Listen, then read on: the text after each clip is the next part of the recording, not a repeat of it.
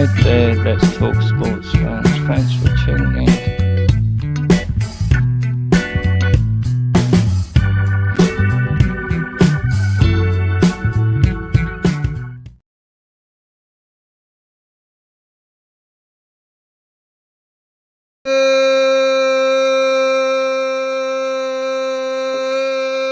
Good evening, everybody. Welcome to another great LTS show.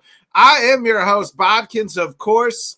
Welcome, man. It is. We got a great show lined up for you guys tonight.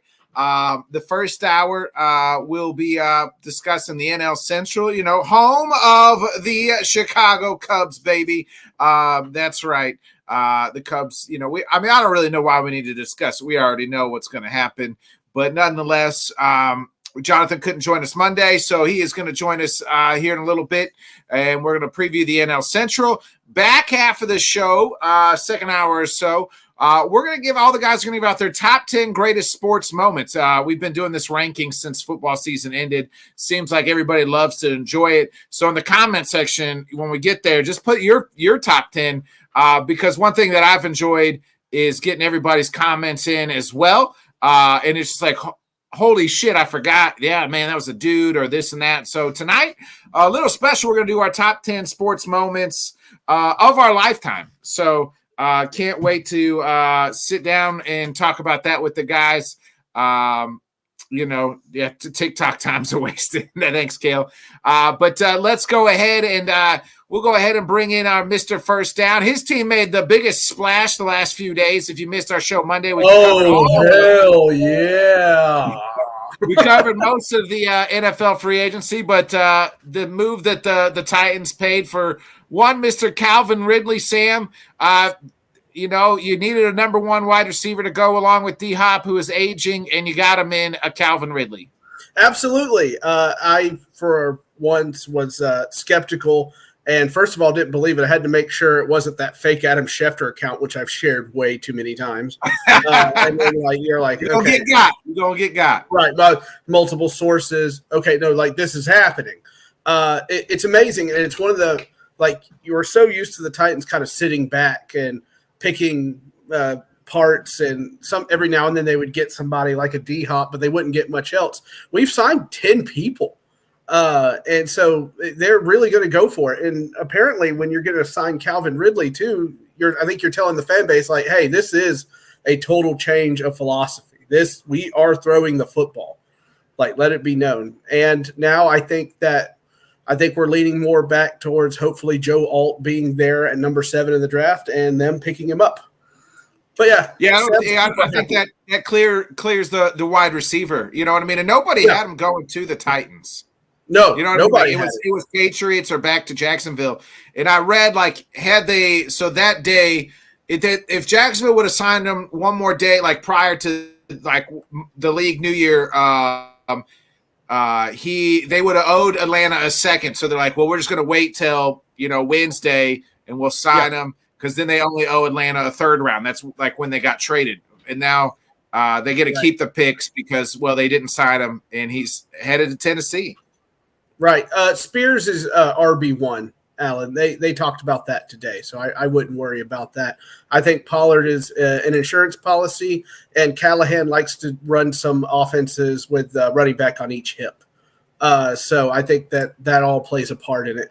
But like you were saying, this is, look, there's a little you and I do love the pettiness that you're taking away somebody that Jacksonville was counting on being there. And they got in and got the deal done by offering just $1 million more than everybody else to snag him. Now, free agency, we all know how it works. Everyone overpay. You overpay for everybody in free agency. It's just a matter if you need him or not. Well, if you want a guy, you got to go. You got to. How bad do you want to get him? Right. Exactly. Well, and this helps with the whole philosophy change. This helps everything. And most importantly, you're just trying to give Will Levis as much weapons as he can so he can succeed. And we'll find out if he is the guy or not. Yeah, speaking of it, they got their guy, and it's to give it up for our Mr. Yankee Finn. Yeah. And he's got to be sad because his Yankees are going to be without their ace for, roughly the first 2 months of the season, Johnny. They got to go. I think if I'm the Yankees, I'm calling Scott Boras and signing Blake Snell today. Yeah, I'm not. That's like the popular thing that's going around now. But the Yankees are already at the top of the luxury tax threshold. So if they gave him $30 million, they'd basically have to pay $63 million a season for him. I like Blake Snell, but I wouldn't do that. I would either try to see if I can get Dylan Cease from the White Sox, or try to make a trade like Dylan that. Cease was Like already that. Gone, my friend. He's traded to the Padres. Did he get traded today? Yeah. Your Padres. Your Padres. Yeah. Well, that's what happens when you're at work. Yes, I'm so happy to see somebody right now. I didn't know that news, but I think they should do that or get somebody within. I mean, you're not going to replace Garrett Cole with one person. It sucks. Hopefully it's just a month or two, but I don't know. I just have a bad feeling that this is going to be one of those he's gone for the whole season things. It sucks right now. You know what I'm saying? Yankees can't have shit nice, but I'll talk more about that on tomorrow's episode. Here we go. Pinstripe perspective. That's right. I am gonna shout my shit out. Shameless tomorrow at 7:00 inside the Yankees, and I'll talk about all the shit that's been happening this whole week between Garrett Cole shit, Aaron Judge with some type of injury that he's having this spring already. But it's always something. But we're 2 weeks away from opening day. I'm still optimistic. This is still a happy time for me. I love baseball, so I'm looking forward to the baseball season starting. But as far as the football stuff, man, no, it's been some interesting moves. Golly. The Yankee fans come about not having nice things. Well, I mean, we're a franchise that's all about championships. So I mean, when you lose your ace, before the damn spring training ends, it's kind of frustrating. But it is what it is. We'll see what happens. We got a few young arms there that we can see what we can do with them. But a lot of stuff going on in free agency. I know Dolphin fans. I had to talk about the ledge on Monday because we lost Christian Wilkins and Robert Hunt. But that $47 million that we would have wasted on those two, we've got like 8 or 9 good players that are coming onto the team now. So I actually like what the Dolphins are doing. Yeah. We'll go ahead. Speaking of Scott, he was at AEW Big Business last night, boots on the ground, to kind of talk about what the atmosphere was like as, AKA Sasha Banks that made her AEW debut. Give it up for our own Hall of Famer, Mr. Scott Cope. Yes. Glad you made it, bro. First of all, I'm very happy the Yankees. I can't have nice things, Jonathan. So that's number one. Number two is there was only about 8,000 people at AEW last night. They had to. It looked like the arena was completely full. That's because they moved people from the up down to the lower. That's what they did when I went there. Yep. Yeah. And the third thing is all that CEO noise that you heard. Half of it was piped in. Oh, wow. It wasn't. Wow. Some of it was the fans during her promo. That was the fans, but as she was coming down, a lot of it was piped in music, piped in CEO chants. So, yeah, AEW they had over 9,000 there last time. They had just over 8,000 there this time. So they're losing interest. They're paying the new guy that they brought in from Japan. They're paying him $4.5 million. Okada. Yeah. Okada. Yep. What could they possibly be paying Mercedes Moné? Probably Osprey, or even Will Osprey. Osprey. Osprey was the hit of AEW last night. He didn't even wrestle. He didn't wrestle, but his promo was off the charts last night. It was. Yeah, there's big pop for him. Big pop. For Osprey. Yeah. It was a decent show. Wasn't great. I'd say it was decent. But yeah, I agree with Jim. People got to stop complaining about AEW. Just enjoy it for what it is. It's not a competition. It's just another promotion that's out there. So, and it's good promotion, and they're doing good things. Good show though, Scott. You enjoyed it? Yeah, I enjoyed it a lot. It was pretty good, and I'm glad Jonathan's headaches are gone from LSU losing Monday night, so we can have him on tonight. Yeah, he's already given me, I tried before in the pre-show. I was telling him we just thought you didn't show because you were crying about LSU, and then he gave me a long list of, how good LSU is, their men's is blah, blah, blah, their gymnastics. I didn't even say shit about the gymnastics teams. Like, our gymnastics team's number one. Our synchronized swimming team's probably going to win the national title this year. And then. Well, his LSU men lost today, too. So they're out of their season is done. So their men's basketball team lost. So, Duke just lost to NC State. Yeah, Duke just lost to NC State. Oh, yeah. Crazy.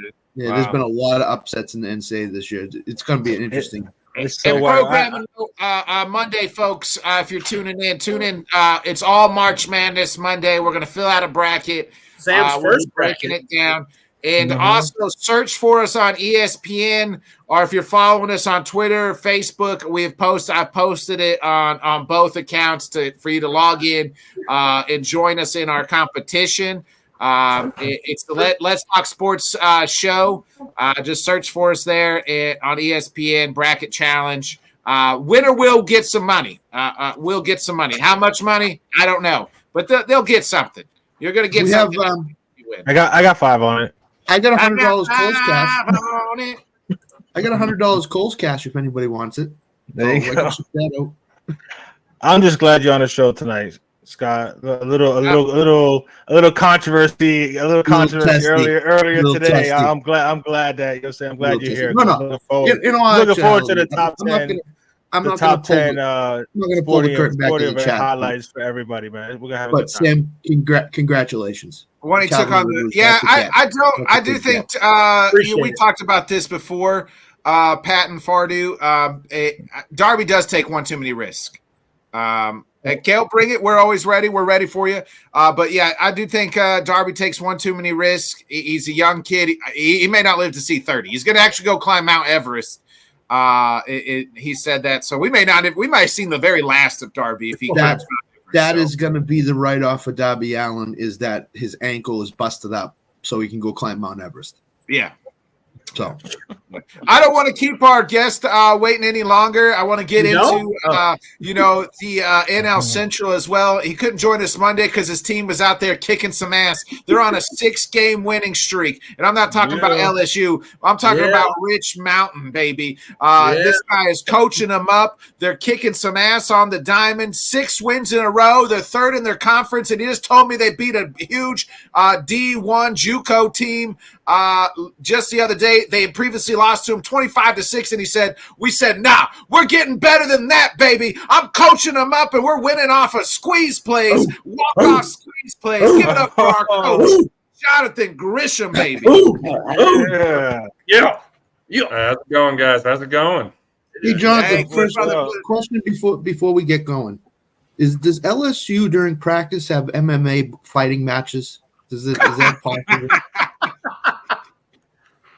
I mean, you don't mess with the people down in the bayou. Hey, your mama needs to go down there. Hey, your mama needs to go down there and teach them how to fight, because Angel Reese is walking off, scared, and then you got your coach asking, "How come she didn't push Angel Reese?" Because Angel Reese was nowhere to be found, baby. That's why. Angel Reese did the smart thing by walking away and going to the bench and saying, "I'm not getting involved in this, so I don't get suspended and let my team down." And that's 100% correct. Again, it was the right move by Angel, but I just don't like how Malky's like, "How come she didn't push Angel Reese?" Well, she wasn't there to be pushed. That's true, though. It's true that she wasn't there to be pushed. No, if you're 6'8", that's true. If you're a 6'8" and you go in after someone who's almost more than a foot shorter than you. I said this on Monday, and I'll stand by this for the test of time. As a post player, your job's to protect your guards. Guard got into it with another guard who started it. The post player is supposed to finish it. You're supposed to protect your team when you're the biggest, baddest superstar, though. But if you're the superstar, all right, don't matter. It does matter. It does. Angel Reese did the smart thing, not getting herself involved in the situation. But I'm putting emphasis on Cardoso. If you're gonna be an enforcer, go after the person that's supposed to be the superstar. Where's our? Well, the superstar was nowhere to be found. Stop. She was in that incident. Where was she? She was not. She wasn't standing there.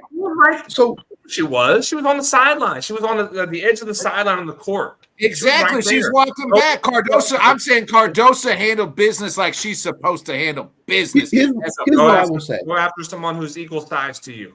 Go after someone who's equal size. Protecting her teammates. She protects as a guard. You as a post player, you protect the guards.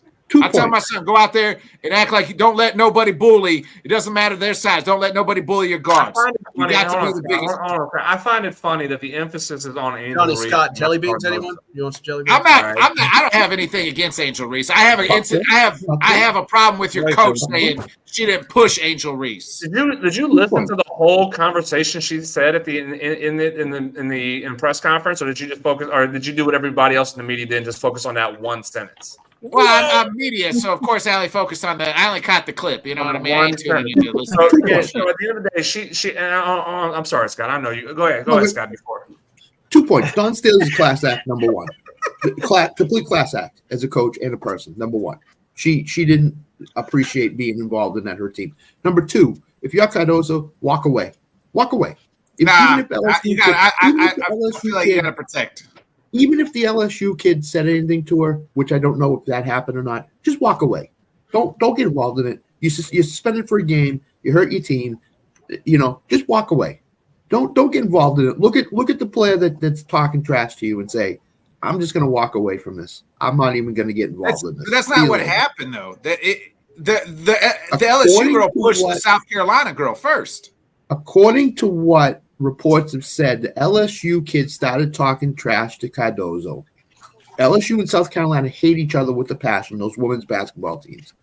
She started talking trash to Cardoso. Cardoso just went back at her, and that escalated the stuff. Yeah, it's good. Had she just walked away, it would have de-escalated everything. She should have been the bigger player and just walked away and said, I'm not getting involved in this. We're not doing this. I need to be there for my team. See you later. Instead, she let emotions, she let herself get out of control, and she just went after the LSU kid. And that's why it bothers me. That's why it bothers me that people are coming after Angel Reese. I'm not coming after Angel Reese. Getting involved in the situation, because she's a superstar. She's going to have it more emphasized on her. She jumped in and retaliated. She would be labeled horrible.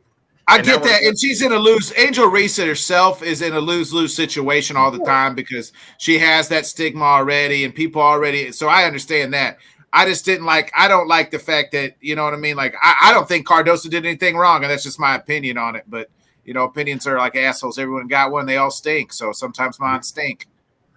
Like I said, and that's why I disagree with the opinion of Kim Mulkey, because again, at the end of the day, the whole conversation she's talked about was how horrible the officiating was to allow that to escalate. Yeah. I watched that game. It wasn't great. The officiating, because again, 2 fouls were called in the last 2 minutes of the game, and she made a point of emphasis saying, we foul players, we foul in the last 2 minutes of the game. South Carolina fouls, and we're physical in our process of fouling, in making fouls. So you don't blow the whistle. You swallow the whistle these last 2 minutes, and this is what's going to happen with this kind of rivalry. Shame on the officials. That was the point of it. She said. Now, Then she goes in the last sentence. Then she goes, now, you're 6'8". You go after the smallest person on the court. Come on. Yep. Go after somebody who's equal size to you, or will match you bully for bully. That's the point that she was making, and 100% agree. 100% agree. The message. If you're Cardoso, think about this. If you're Cardoso and you go after Angel Reese, what bigger message for your team is that than going after Flajay Johnson? Well, my whole point is what Cardoso, and then we'll move into the NL Central. I just want to make this. So let's just say there's 5 of us. I'm 6'4", 280, so I'm probably going to be the biggest out of all of us. You know what I mean? As a post player, we on a basketball 3 pounds, puppy. But you know what I mean? We're on a basketball court. They come after the guard. I don't care who it is. I feel like it's my job as the enforcer and the post player to protect my teammates. I don't care who it is. You know what I mean? And shame on Flajay Johnson's brother for coming out of the stands. Shame on him. Yeah, shame on him. And we said that on Monday. You can't do that. You can't do that. Correct. And he was arrested for coming onto the court. Yeah, can't do it in the process. So again, I agree with that. I agree. But again, we talk about this all the time. Don't we say the same thing in men's sports? If we see, if we would have saw Shaquille O'Neal go after Allen Iverson, don't we have a problem with that? Nah. Really? Allen Iverson go after Kobe? Allen Iverson go after Kobe? Like, Shaq has stuck up for his teammates before. I've seen it. Shaq ain't take shit from nobody. You know what I mean? Like, that's the thing. But you're missing my point about it. You're saying the 7'2", 300-pound guy is going to go after the 6'1", 6'2" guard. Did that guy start shit with his guy? If the answer is yes, then I mean, I think that's more Nick's point, is that it happened right there, and it was that particular player that pushed her player, so she just came to her defense. It wasn't a matter of looking for somebody your own size. I get that. But I hear you though on the finding somebody your own size to mess with or whatever. But she was just defending her player right there. So in the end, what I'm doing as a coach, if I'm on coaching either one of those teams, is when I know that's the final, I'm getting my team together and say there's a lot of emotion. We both hate each other. Any emotion, walk away from it. Any chance to fight, walk away. And that's hard to do. But we all know that's hard to do, even as players. Totally in the heat of the moment. 100%. And I'll make this my last point. So, but I don't understand the hatred of Kim Mulkey by the national media. I don't understand it. I don't. I'll be honest. She's no different than Dawn Staley. She's no different in how she approaches things. She's no different than anything that has to do on the court and how she coaches her girls. She has respect of her team. And I don't understand the whole process of why everybody's going after Kim Mulkey for things that she says when Dawn Staley says things, pretty outrageous herself too. Pretty outrageous in how she handles certain things. And yet we're going to go after Kim Mulkey and say, she's out of line on some of the things that she says, and we're gonna take out of context, one thing that she said because we don't want to listen to the whole conversation in the press conference about it. I my goodness, I'm getting disgusted more and more in the treatment of Kim Mulkey. Kim Mulkey is one of the best basketball coaches in the country, not women's basketball. Well, Jonathan, I'll say this.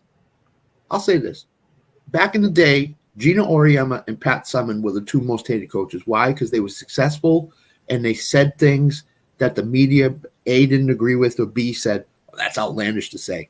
Once Kim Mulkey retires, Jonathan, everybody will love her again. You know what I mean? It's because she's successful. That's why they hate her right now. And who did Kim Mulkey learn from? Pat Summitt. She played for Pat Summitt at Louisiana Tech. Yep, she did. No. She did. Hey, let's go ahead and we'll get into it. The NL Central, Jonathan. We already know it is the Cubs playground. Craig Counsell has come in and he's come over. He's going to lead the Cubs to the promised land. Cody Bellinger's back. The Cardinals are the AARP team up here in St. Louis. The Brewers absolutely stink. Devin Williams is gone. They lost all their starting pitchers. I know you're going to tell me you're going to try to pitch us on the Reds, but you know what? This ain't the 80s. Pete Rose ain't walking through that tunnel, baby. Johnny Bench ain't walking through that tunnel, baby. There's still the Cincinnati stinky Reds who haven't won a playoff game or been to the playoffs in God knows how long, and the Pirates the same thing. So just go ahead. We can all say Chicago's the first place, correct? I know you're going to try to spin me and tell me I'm wrong, but I'm not, baby. This is it. It's the Cubs' time, and I can't wait to brag about it all year, baby. I'm excited. I like how the I love the Pirates this year.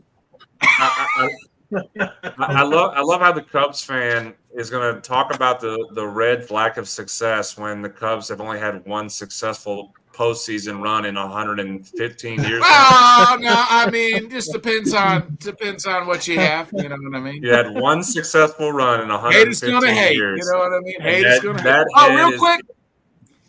I wouldn't say this on air. I am backtracking my White Sox pick since they traded my guy Dylan Cease. So I'm no longer on the White Sox. I am doubling down on the Padres, finishing second in the National League West, though. AL Central, I'm with you guys.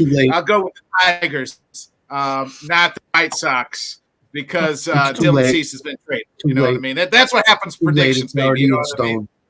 So It's already in stone. It's too late. You can't backtrack. Backsies, Nick. Yeah, no takesies, backsies. Oh, there is. Where's the damn hammer at around here? I can hammer. Hammer your hand. Yeah. I don't know where my hammer is. Man. Sam. Yes, sir. My system. Tell me that's your pick. You have to. I can change whatever team I want. I'm the host of the show. All right. Well, anyway, Jonathan, let's jump into the National League Central. Let's start. We can start with my Chicago Cubs. What do you like about the Cubs?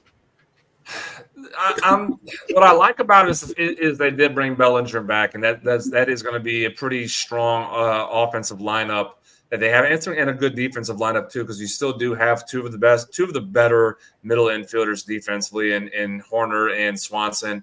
You do have Bellinger and his versatility to put him at first base. They'll put him at first base, and you can put him in the outfield, and wherever you need Bellinger to play is going to provide a lot. The question that I have for the offense, though, is what are we going to get the Bellinger of 2023, or are we going to get the Bellinger of 2022, 2021, where he struggled quite a bit in LA and ran himself out of the Dodgers lineup?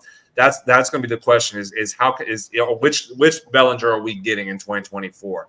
And is Swanson going to be the player that the Cubs hope he can be offensively? He still showed the inconsistency that has been in throughout his career offensively when he was at Atlanta, and then this past year in 2023 with the Cubs. He's got to be able to be at the top of that list of shortstops in baseball. Dansby has to be more consistent with the bat.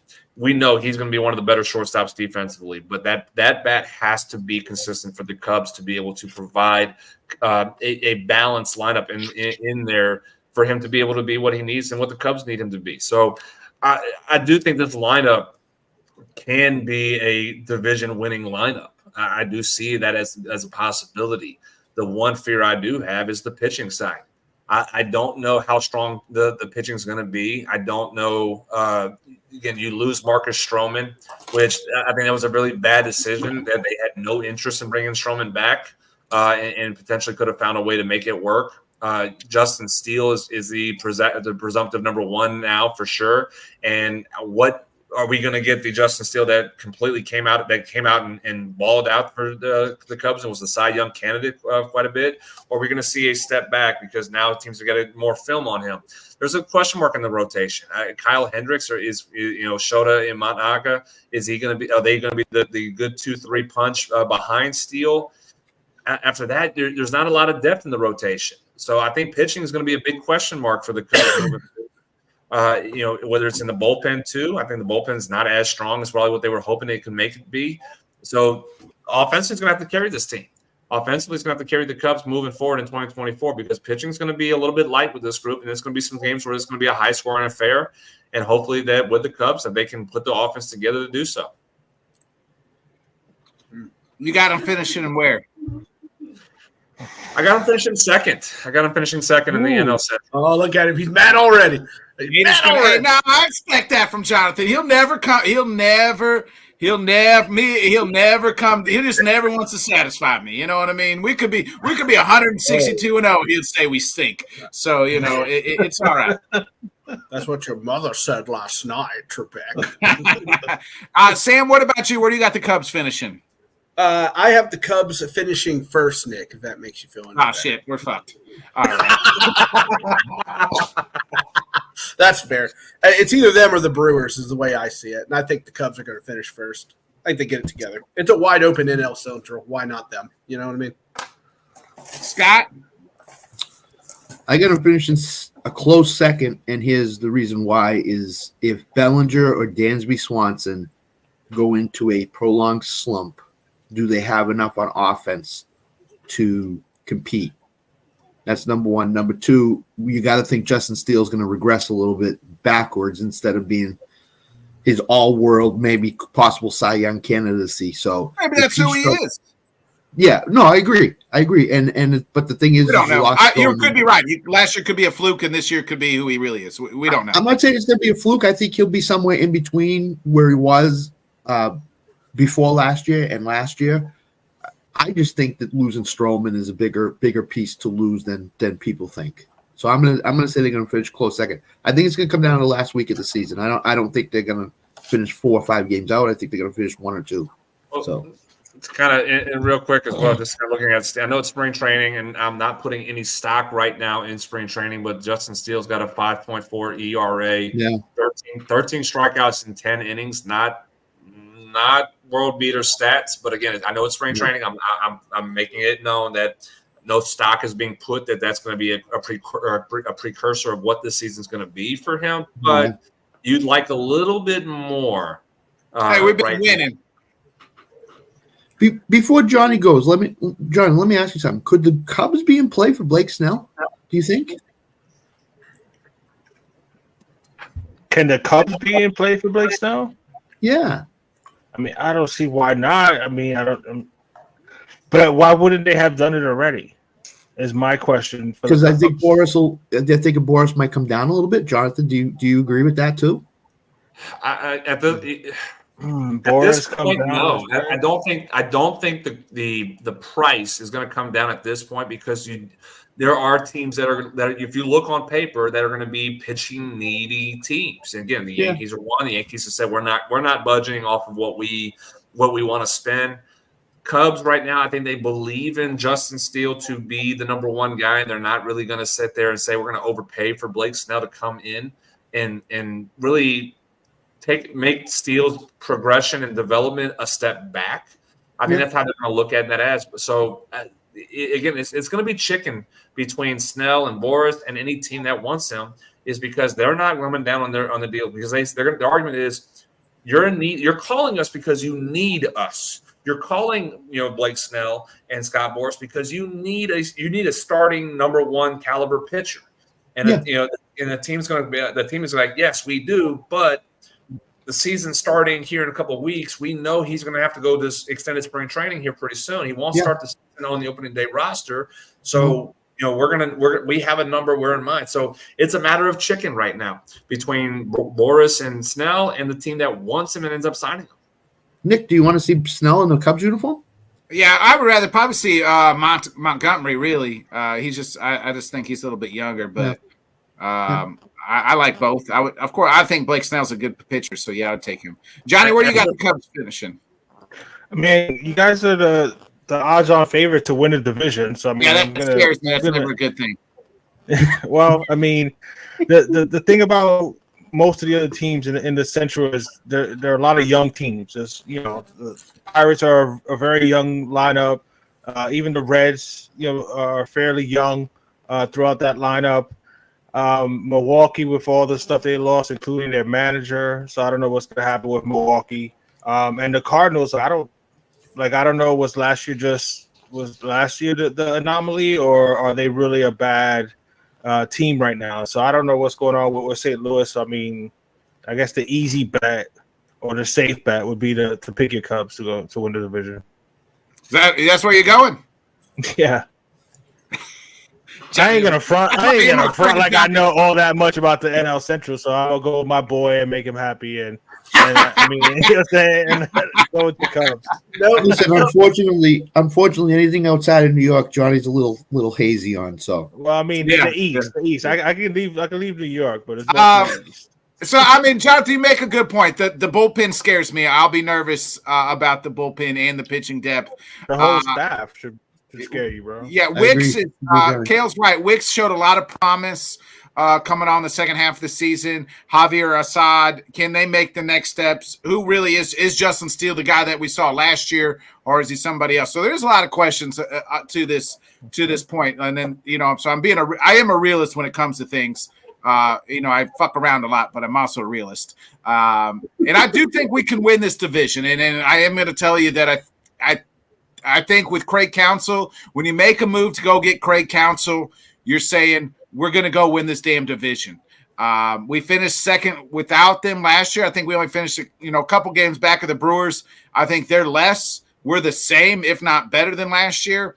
I don't think anybody else really got any better. I don't think the Cardinals got better. I don't think the Pirates or Reds got better. They got maybe more mature, but so did we. With their young talent. So give me the Cubs winning the NL Central, baby. It's division or bust time for the Cubs. I don't think we're going to make any super fucking head news or waves in the playoffs, but let's just play meaningful games in August and September and get us to October, baby. I agree. The division is wide open. I agree with you. I think it's wide open. Couple things. Y'all were 9 games back of the Brewers last year. Okay, I think we can make up 9 games. That's a little more. That's a little more than a couple. Not a couple. And then also for what John Heyman came out today and said that the top 2 teams for Blake Snell are the Angels and Giants. Those are the more likely options that he's going to be signing. What's he going to do? Lose there? Go ahead. Go to those teams. Angels. What the hell? The Angels? I mean, if they're going to give him the money that he wants. That's where it is. I thought I heard something that he wants to stay out in Cali anyway. He does. He does. And then at the end of the day, those are the 2 teams that have the money that he wants, right. And they're willing to at least get close to what he's asking for. So that's where it does make sense. Winning again is at this point is money or winning. Well, at this point right now, if you're dug in this deep, if you're Blake Snell, money means a little bit more. Right. Oh my God! I mean, the Yankees offered him, $30 million a year, and he said no to it. So, what are the Angels doing? What are they doing? You let Shohei walk out the door. I mean, come on, really? Nothing, Scott. They're not doing anything. Jonathan, let's get into the team that did win the division last year, and that's the Milwaukee Brewers. Gone is Corey Counsell. Gone is Corbin Burns, and now their all-star closer Devin Williams out. 2 to 3 months. I didn't know that part. Yeah. Oh, God. God. I mean, I changed my pick then. If there's going to be a team that's going to regress the most, it is going to be the Milwaukee Brewers. And there's still some good talent on this team. You do still, as far as lineup, I was talking about lineups with the Cubs, you do have a good lineup together. William Contreras at catcher, Rhys Hoskins at first base. You have, Willie Adames at shortstop. Christian Yelich is still in left field. I know he's not the player that he used to be, but he still has provided serviceable offense in a lineup. Jackson Churio, who's the up and coming kid of the Brewers organization. You have a good core to build around, and again, the pitching is going to be what's going to absolutely derail this team. Brandon Woodruff is coming off of an injury. Don't really know when he's going to be back. Freddie Peralta is going to be the de facto number 1. And that's kind of scary to think. Wade Miley being the number 2, Joe Ross, Colin Ray, guys that you probably have never heard of. Devin Williams, now he's out from what you're saying. Where the strength of this team has been the pitching. For so many years, the Brewers pitching has carried this team to division title after division title and making runs that, in the NLDS. Now you don't have that anymore. Can this offense be enough to carry this team to make them competitive? And I don't think that's going to be the case. And this team is going to absolutely regress more than any team that we'll see in Major League Baseball in 2024. It's a shame because, again, we've seen this team to be a really competitive team year in and year out, and because of some of the decisions that the front office has made and how they've handled Corbin Burns, how they've handled Josh Hader, it is now coming back to bite them in the rear very bad. And that's what, and I'm just speaking, without putting words in the mouth of Craig Counsell, but I'm sure that's probably one of the reasons he did end up leaving, going to Chicago, was because of the decisions that were made in the front office to how they treated some of these players. And despite all that, he still won with this team. And now he just said, we reached our ceiling. We can't go anymore. And I need to go somewhere else where we can potentially. So this team is going to take a huge step back, and it's going to be it's going to be rough in Milwaukee in 2024. Where you got them finishing? I have them. I'm looking at it real quick from where they were last year. I have them. You know what? I have them finishing 4th. I have them finishing 4th in this division. Okay. Sam? There's not a lot of money movement on betting GM for the Brewers at the moment. And a lot of the reasons, like Jonathan just said, I also had them written down for it, so I felt pretty proud of myself. I'm like Grishman. I'm smart about baseball. Scott? Yeah, they're 4th. Too many losses, not enough additions. So I got them 4th. Johnny? Yeah, I'm going with the Pack. I'm with that too. You're saying the best pitcher they had. They lost their manager. It's just that's a lot to overcome. Yeah, I'm right there with you guys. We're on agreement. We all got the Brewers finishing fourth. I just think that they too many losses, and you lose a guy like Craig Counsell. And I talked to somebody inside the organization. My sources tell me Craig is a great manager and a great guy. My sources also told me that the young kid that they drafted, that they just signed that big contract to, real deal. So who knew Nick had sources? Yeah, I got sources. That will the be Brewers organization. That will be. I don't have any other sources anywhere else, Scott, but I got one source in there. He's got drinking buddies. And I'll tell you that that'll be the exciting thing about this team is Jackson Chario, because again, I agree, he is the real deal from what I've seen. He's going to be exciting and electric. Him and William Contreras will be the two fun kids of this team in 2024. While you have some guys that are trying to at least stay serviceable, like Rhys Hoskins and Willie Adames. I wonder what he is for Rookie of the Year. He's got to be the only guy that you can consider for NL Rookie of the Year. Cheerios. Is there anybody else in the NL? I don't think so. If Paul Skeens makes, it depends on if Paul Skeens gets called up at some point. He could be one that you think. NL, I guess NL Rookie of the Year. I was thinking the Orioles kid. Jackson Holiday. Yeah, but NL Rookie of the Year. I think it's his to lose, basically. Yeah, I'm trying to think of another one. I'm trying to think of Miami. Yuri Perez isn't considered Rookie of the Year, is he? I think he is. I think he is. I think he would be in consideration. He would get some consideration as well. Yeah. But as of right now, there's not a long list at the moment that you can consider a Rookie of the Year list, except for Jackson Chario, who would be the de facto favorite. Yeah. Let's get into that. My least favorite team in all of baseball, the AARP team. The only person on this panel that could play for them is Scott, because he's the only person old enough to play for them. Because they don't like him. Everybody else tries to get younger and cheaper. The Cardinals go the opposite end. They try to get older. In that nursing home at Busch Stadium. Who do you like, Jonathan? Don't sell Keith short. He's got a great spitball. So, man,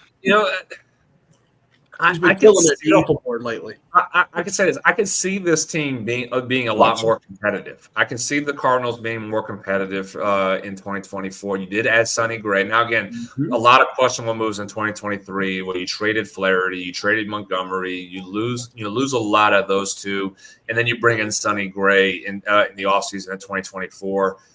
You bring in Lance Lynn, which I understand why you're saying. They had Lance Lynn once before, too. Right. That's why I say I understand why you're saying what you're saying about this team, as far because again, you did add an older pitcher in Lance Lynn. You have Kyle Gibson, who's an older pitcher. Sonny Gray's 34 years old, or he will be 34. He is 34. He'll be 35 later this year. So you're pitching wise, you did get older. Can Sonny Gray repeat what he did in Minnesota last year, being a Cy Young candidate he was, and for a while was a Cy Young favorite? Can he repeat that in St. Louis? That's a big question I have. I'm not sure because we haven't seen him be that way year in and year out. So Sonny Gray is a question mark right now on how he's going to be as a number one pitcher. Can Miles Mikolas figure it out a little bit more this year than what he was last year? He was up and down as well, had some issues. He was 9-13 in the regular season last year with a 4.78 ERA, 201 innings, 137 strikeouts. So the numbers really regressed for Miles Mikolas in 2020 in 2023 to what we were hoping and kind of expecting him to be. And that's kind of one of the reasons why this team did regress, is because you did have, Montgomery was not the pitcher we were expecting him while he was in St. Louis. Flaherty, had moments up and down. Mikolas was not a good pitcher in 2023, so they had a rebuild movement that they took place in be able to move from there. And you're going to have the same kind of question marks going into this season for the position players. Are you going to keep Paul Goldschmidt? Are you going to keep Nolan Arenado, who Arenado has been, had some rumors of trades here and there. Goldschmidt wants to stay in St. Louis. I think because of the history at first base with being there with Pujols, I think that's a huge factor for him to stay in St. Louis. But Arenado is an interesting piece that if this team does tank and goes down the drain, Arenado could be a trade piece for a team later, a bat later in the year for a contending team. And I think that's a legit opportunity for someone to look at and say, we need to figure out how to get him out of St. Louis. You have question marks throughout the lineup still. Jordan Walker, is he going to be able to figure it out? He had moments of up and down in 2023. Young, exciting kid, but again, trying to figure out how to be a big league hitter. He had moments where he did look really good, but he had moments where he did not belong. Lars Nootbaar is another one. Dylan Carson, Tommy Edman. I mean, you have some good names along with Goldschmidt and Arenado. The biggest issue for this team is not what's on the field. It is the manager and his issues with the front office and Ali Marmol. There again, the rumors are going on last year in 2023 as when is not if, but when he will get fired. Well, he survived the season shockingly because we all talked about it that Marmol he wouldn't survive past June. Well, he did. It's now known Yadi Molina is in the building now. He is in the building waiting. If they fall short again, if they have another start like they did in 2023 and 2024, we will see a change this year. I think that's a lot of pressure that's on Marmol with Molina in the building. So I don't have confidence with this group. There's still so much turmoil. And I'm only talking about the manager. There's so much turmoil in the front office with the general manager and what he's done and how he's conducted himself throughout and the decision making that he's made. There's a lot for a franchise that we have known be consistently stable. This is the most unstable this franchise has been probably in their history. So I have no confidence that this team is going to, despite the talent they do have, I have zero confidence this team is going to be a contender. They're going to figure it out, play hard for Marmol, and be a contending team in this division. I don't believe that's going to be the case. Where do you got them finishing? They're last place. They'll be a last place. I knew I liked you, Jonathan. Wow. I knew I liked you. Sam? Yeah. Oh man. I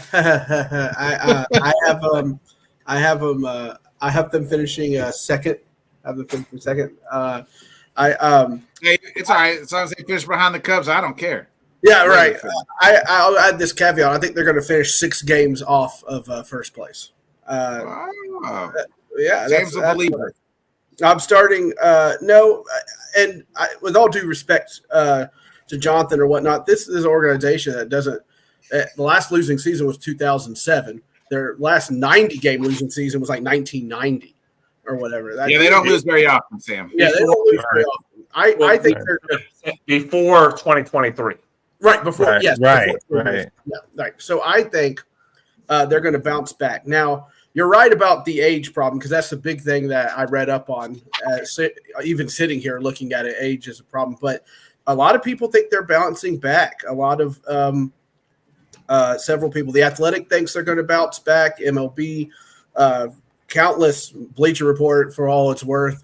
But I do think I happen to agree. I think Sonny Gray and some of the other pitchers going to eat up a lot of innings, and I think they hold their own. I think they get to second place. Scott, let me preface. Let me preface. If Marmol is fired in May, and Molina is named the manager May 10th, I think this team can turn it around at that point and be a better team than what they were in 2023. If Marmol is the manager majority of this season or all of 2024, then no. But if they fire him, if they have a start, April, they're a last place team in April, beginning of May, it continues to go downhill. They fire Marmol, they hire Molina to be the new manager, then yes, I agree they can turn it around at that point. Okie dokie. Where you got? I can't do last place though. I can't do it. I got him in last place. I just think the fire sale will start in June. I think Arenado's out of there. I think, as I said last year on the baseball show, and I'll say it again, this is a young man's game. And the Cardinals are going north of age-wise instead of going south. So I think they're going to finish last place in the But they're division. doing the opposite of Leonardo DiCaprio. You know, Leo only likes his women 29 and below. The Cardinals only like their players 39 and above. You know what I mean? Yeah, I just think there's just too many holes, and I think the manager is problem number one for them. So Man, agreed. And it's getting a little hot in here here. in Missouri, a lot of people feel the same way. hot. Johnny, where you got them? I mean, I got them right in the middle. I got them at 3. It didn't feel right to say St. Louis would finish last in the division, even though it's definitely possible. Like Jonathan and everybody else alluded to.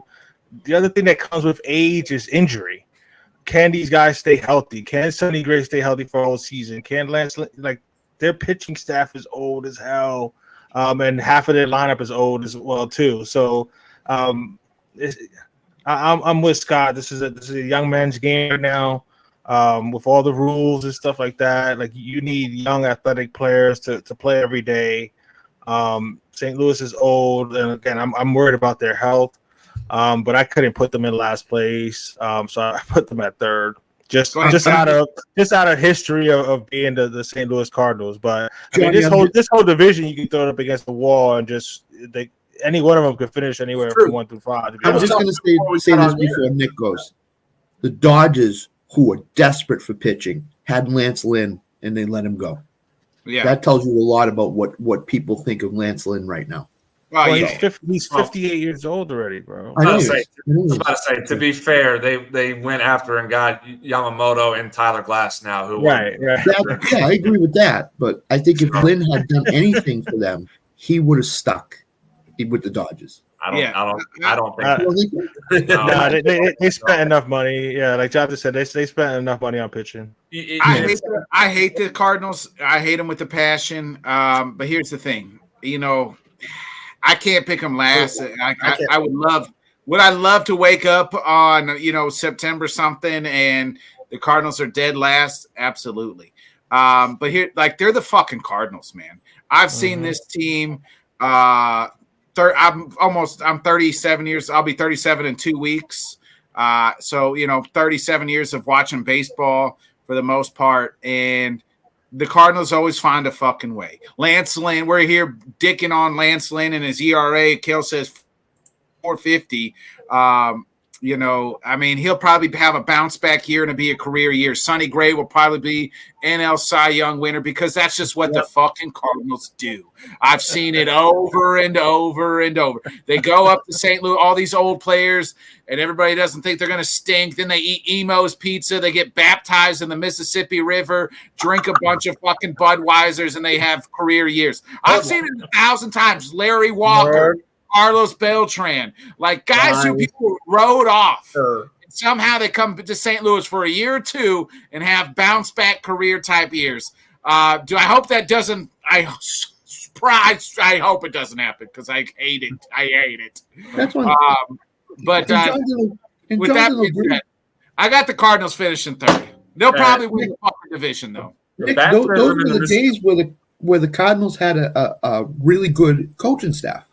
They don't have that this year. Yeah, I mean, Craig said La Russa Voodoo's always gone and St. Louis. Real quick, a baptism in the Mississippi River is not a baptism. That's an exorcism. Yeah. The way that thing flows. Woo. Yeah. But, I mean, that's true. I mean, I've seen it my whole life. It's been this way.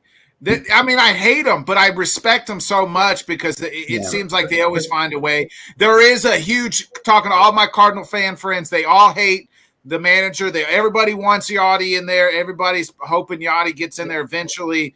We're all surprised it hasn't happened yet. That's the difference now than in the past decade, 2 decades of what we've seen in St. Louis Cardinals baseball is that there is so much instability in the front office, in the manager's office, that we have never seen to the level that's going on in St. Louis right now. And that is a factor. And I mean, okay, not to put my Braves up there, but what you have seen in Atlanta over the last 6 to 7 years, and really over the last 30 years, has been true front office stability and stability in the manager's office, and it provides consistency to the field of play as well, which is what we've seen in St. Louis for a very long time, and we don't see that right now. They are not on the same page in the front office and in the manager's office, and that's provided a lot of the problems that we've seen so far in 2023. And it's not going to go away until they make a change one way or another. And so that's why I said, I prefaced, if Marmel is the manager of the entire season 2024, this is a last place team. If Molina takes over in May, they can figure it out and turn it around from there, because that's going to be the person that everybody wants to play for. That's the person who's going to provide the franchise stability that they have not had with Marmol at the helm is Yadi Molina taking over. So it all depends on when and if they make that change. Yeah, I'm shocked at that. I'm Yeah. shocked. Let's get into the next team, the Pittsburgh Pirates. Jonathan, what's your thoughts on the Pirates? Young team with some young talent.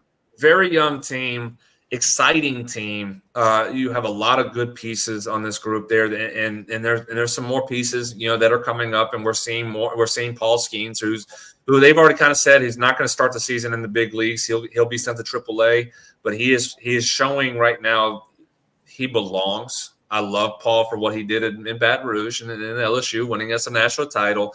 But my goodness, he is the future of this team, and you have good pieces in Mitch Keller, who you just locked up long term in the rotation. You have JT Brubaker, who he's on the IL still.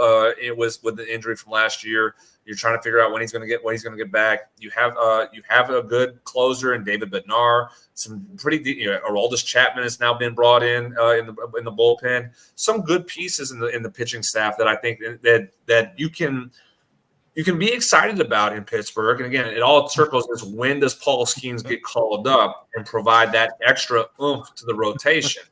But at the moment too, you go to the offensive side. This is actually a pretty exciting lineup that you have. You have O'Neal Cruz is coming back from injury that he lost. Again, when he went down in 2023, that changed the franchise. That changed this team's perception, because at one point we talked about this. They were a first place team. We kind of forget about that at the beginning of the year, around the beginning part of the year in May. They were a first place team, and they were exciting and fun to watch. Brian Hayes was playing really well. You had Brian Reynolds. You had, again, Andrew McCutcheon being the veteran clubhouse leader that you want him to be in Pittsburgh. He was there, but Reynolds, all-star, Brian Hayes, an all-star. O'Neal Cruz is going to be an all-star at some point in his career. You have some good pieces. You have an exciting team. And I think that's going to continue, especially when Paul Skeens does get his chance to be a big league pitcher. And I've hyped him up with you guys. I've hyped him up on the show with Alan and Scott as well. Paul Skeens is the best pitching prospect we've seen since Steven Strasburg. And before that, you could even go. I think personally, from watching both Strasburg in college to what I've seen with Skeens in college, Skeens is the best pitching prospect we've seen since Roger Clemens. He is the real deal, effortlessly throwing 101, 102 miles an hour. Effortless. Where we see guys who throw 100, 101, 102 miles an hour, and they are having to put their entire body into it, i.e. Jacob deGrom, and the body breaks down. I hopefully don't ruin his career by saying this, but because of his body type and how effortless he throws 100 miles an hour, Skeens will avoid arm issues because of that. And so you throw him into this rotation, you can provide excitement that we have not seen in Pittsburgh since Garrett Cole was drafted by this franchise. And he provide a much-needed boost to the rotation along with Keller, along with Brubaker, that I think you could see this team being a little bit further than what we saw them last year. They were fun and exciting in 2023. We see them continue to be that in 2024. Where you got them finishing? I got them finishing third.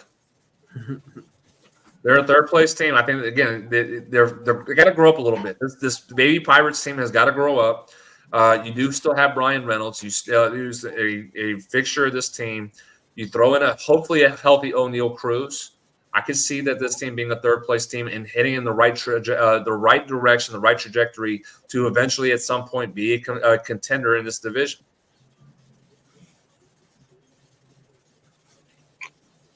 Hey, Craig's got a good point there. Mark Pryor. I mean, us Cub fans. Not the same body type. Not the same at all.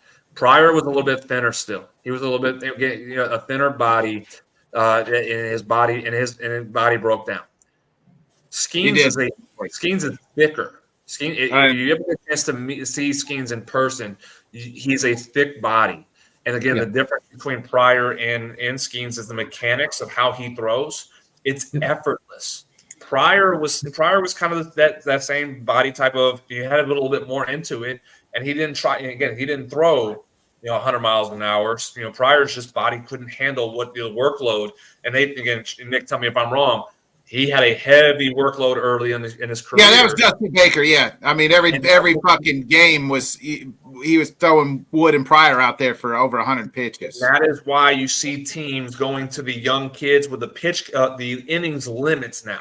Is because of what happened with Mark Pryor and Kerry Wood.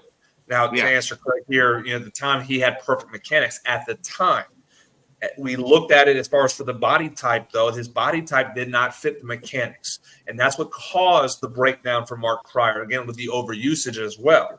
The body type matters. Skeens has a thicker body type, and the way he pitches is effortless. It does not look like he's throwing 100 miles an hour. It looks like he's throwing 92 miles an hour by the way he pitches, but the ball explodes out of his hands. That's different than what we've seen in pitchers since Roger Clemens. Clemens, it was effortless. The ball exploded out of his hand.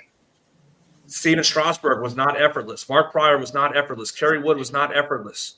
They had to do a whole lot more. Jacob deGrom, not effortless. They had to do more to get the velocity that Skeens has, but and Skeens does not do as much. That's the difference between these guys. Sam, where you got the Pirates finishing? I also have them finishing third. I think O'Neal Cruz is great, and I think he's going to really show up. And I think he is going to have a lot of home runs. In fact, I think he'll have more home runs than De La Cruz with the Reds. Scott? Yeah, two things before I give you my prediction. Pirates win total is 74.5. That's a lock to go over, I think. Number one. Number two, the Cardinals win total is 84.5. That's going under. O'Neal Cruz has had 5 home runs in spring training so far. He's on the path to be the. He got hurt last year. Did he get hurt? Yeah, he did before. In spring training, I think he got hurt. They were hot, and then he got hurt, and then they kind of fell. So this is not your father's Pirates anymore. They're going to be much improved. When Skeens gets up, I think they'll be even better. So I think they're going to be. Your father's Pirates are winning the World Series. Yeah, my father's Pirates were 1945 Pirates. My wife's too, by the way. So they're going to finish third in this division. They could be a factor in getting a wild card spot this year. Could be. So, third. Johnny, it's crazy. The Pirates are actually who I had third, but I just felt wrong putting in St. Louis at 5. So I also got Pittsburgh at 5. And after listening to Jonathan and Scott, I'm regretting changing it. Same. But Jonathan's a hell of a fucking salesman. Yes, he is. Well, and I said, I originally had them third, and then I was like, nah, there's no way St. Louis could be last. Yeah. So I just flipped them. But now looking at it, I mean, if O'Neal stays healthy and this. I mean, if Skeens is what Jonathan is saying he is, and he comes up sooner rather than later, I mean, and they stay healthy and they put it all together, they were a very fun team to watch last year, just like the Reds there for a while. But I'm gonna go with what I wrote down. I'm not gonna switch now. I know. Actually, you know what? I am gonna switch now. I'm gonna put the Cardinals last, and I'm gonna put Pittsburgh at 3. I'm not switching. Jonathan told me. Jonathan did hell of a fucking sales pitch on the Pirates. Yes, he did. Until proven otherwise, they're the same old Pirates. So I got Pirates last. Until proven otherwise. I hope not. I hope you're right, Jonathan. I hope Cardinals finish last. The Pirates finish third. Wouldn't it say about the Cardinals? Give us your first place team, the Cincinnati Reds. Tell us why. Again, talking about an exciting team, and they showed it last year, and they were above what we expected them to be in how they competed going into the season. They competed. They fell short. They ran out of gas. Again, a young team played above expectations. Because again, at the end of the day, there was no expectations for Cincinnati to do what they did in 2023, and yet they did. They came out and they shocked the world, and they made the Brewers and Cubs sweat throughout 2023. They are we're talking about a Cincinnati Reds team that has been on the upper trajectory from 2023 to where we are today in 2024. Hunter Green is the real deal pitcher. I think this is his breakout year. Looking at his stats from 2023, if my phone can go a little bit faster here, he had pitched 22 games, and he had some injuries here and there throughout. He pitched 22 games, 4-7 record, 4.82 ERA. Again, if you don't not world beater numbers, 152 strikeouts, 112 innings. So 112 innings is what he pitched. So again, not a full season's worth, but I think 2024 is the year he breaks out and figures it out and be able to be that pitcher that they were expecting him to be. They need him to be that. They need him to be the ace of this staff.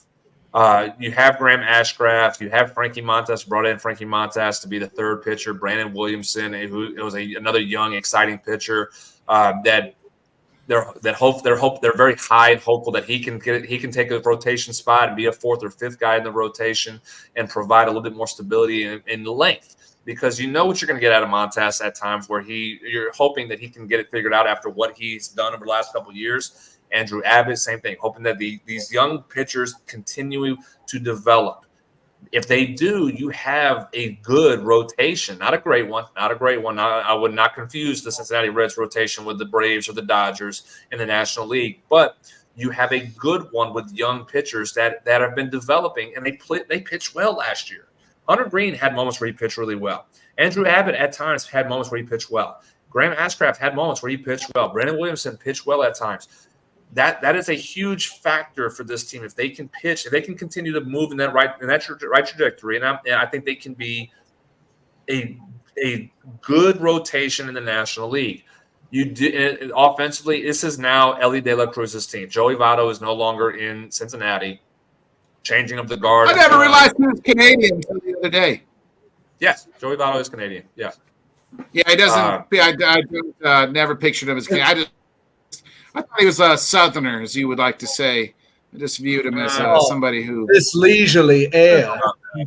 But I wilt like a flower in this heat. I don't know about all that, but Ellie De La Cruz, you talk about if not the most electrifying player, and that goes to Corbin Carroll, that goes to Ronald Acuna. That goes to a lot of these young players in Major League Baseball. Ellie De La Cruz is the most electrifying player in Major League Baseball today, right now, for what he did when he got called up in 2023 and provided that's why I'm using essentially pun intended, provided the spark that this team was desperately needing in the lineup. He brought it. I mean, it was just so much fun to watch. Again, it's a 6'5", 200-pound player, much similar to what O'Neal Cruz is, body type-wise, speed-wise, player-wise, arm-wise. Again, 5-tool player, hits for power, hits for contact, has a strong 100 miles an hour type arm, good glove, good range, moves around really well for being 6'5" at shortstop. He is the lead. He will be the leader of this team here, especially again. He's young. He's 20. He's 22 years old, still very young. But you have other guys like T.J. Fradel. You have Jake Fraley. Will Benson. You have some pieces in this team. Jonathan India, which we forget, how good Jonathan India is. Yep. Because there was moments last year they were talking about being traded. He was going to be traded in the offseason. Cincinnati decided to hold on to him. But Jonathan India is a really good baseball player. He's an underrated baseball player. And I think he is a factor that needs to be considered with this team because he is someone that can be that. If we're talking about a leader, Jonathan India can be that for this team. As De La Cruz continues to mature and develop his game, Jonathan India could provide that leadership with this group. And I think that would be a huge boost to this clubhouse and be able to do so. So I'm excited about this team. They are a dangerous team. And we know Cincinnati fans, they are a good fan base. They are desperate to have a team to cheer for that can be a contender in the division. And I think 2024 is that year for the Cincinnati Reds. They are the first place team in the National League Central. Whew, Sam, Why you got to go to me, man? Your in-laws are Reds fans. Yes, they are, and you're right. Those fans are hungry. I hear about it every day in a text chain about how hungry they are. They're also a tad elitist, which is why I have them going last, Jonathan. You just think like all of these young guys are going to keep on going up. They're not going to have a lot of reinforcements this year. Their top prospect is missing 80 games. I think they're going the other direction. I think they're going down. And if you're watching, Monty, Jay, Nathan, how you like them apples? Enjoy last place, boys. I like it. Sam kind of promo on the in-laws. You channeled your inner Nick on that one right there. Huh? Hey, and sometimes you got to take him under your wing, Jonathan. You know what I mean? Scott. First of all, I'd like to get some of the weed that Sam just got today, the new shipment that he got in his house. Because mine was a blue pill. Is that weed? So as the WWE, the bloodline says, we the ones. Cincinnati's finishing first. Levels above. Yeah. Cincinnati's first. I got them at number 2. Jonathan was right about. I mean, I can't wait to watch them play this year. I can't wait to watch Ellie play. It was so much fun watching Cincinnati last year. It was. I mean, I'm excited about Pittsburgh too, and it wasn't peer pressure, Alan. I just got sold by Jonathan Grishman on the Pirates. But these young teams. I love Jonathan India. Yeah, he doesn't get spoken about enough. I'm a little worried about the pitching staff if Frankie Montas is your number 3. But I think there's just so much youth and there's so much, you know what I'm saying? There's so much swag with that team. Like they were so much fun to watch last year. I got them finishing second. Yeah, and they're close to your Cubs, bro. Your Cubs better not slip, bro. I got them second too.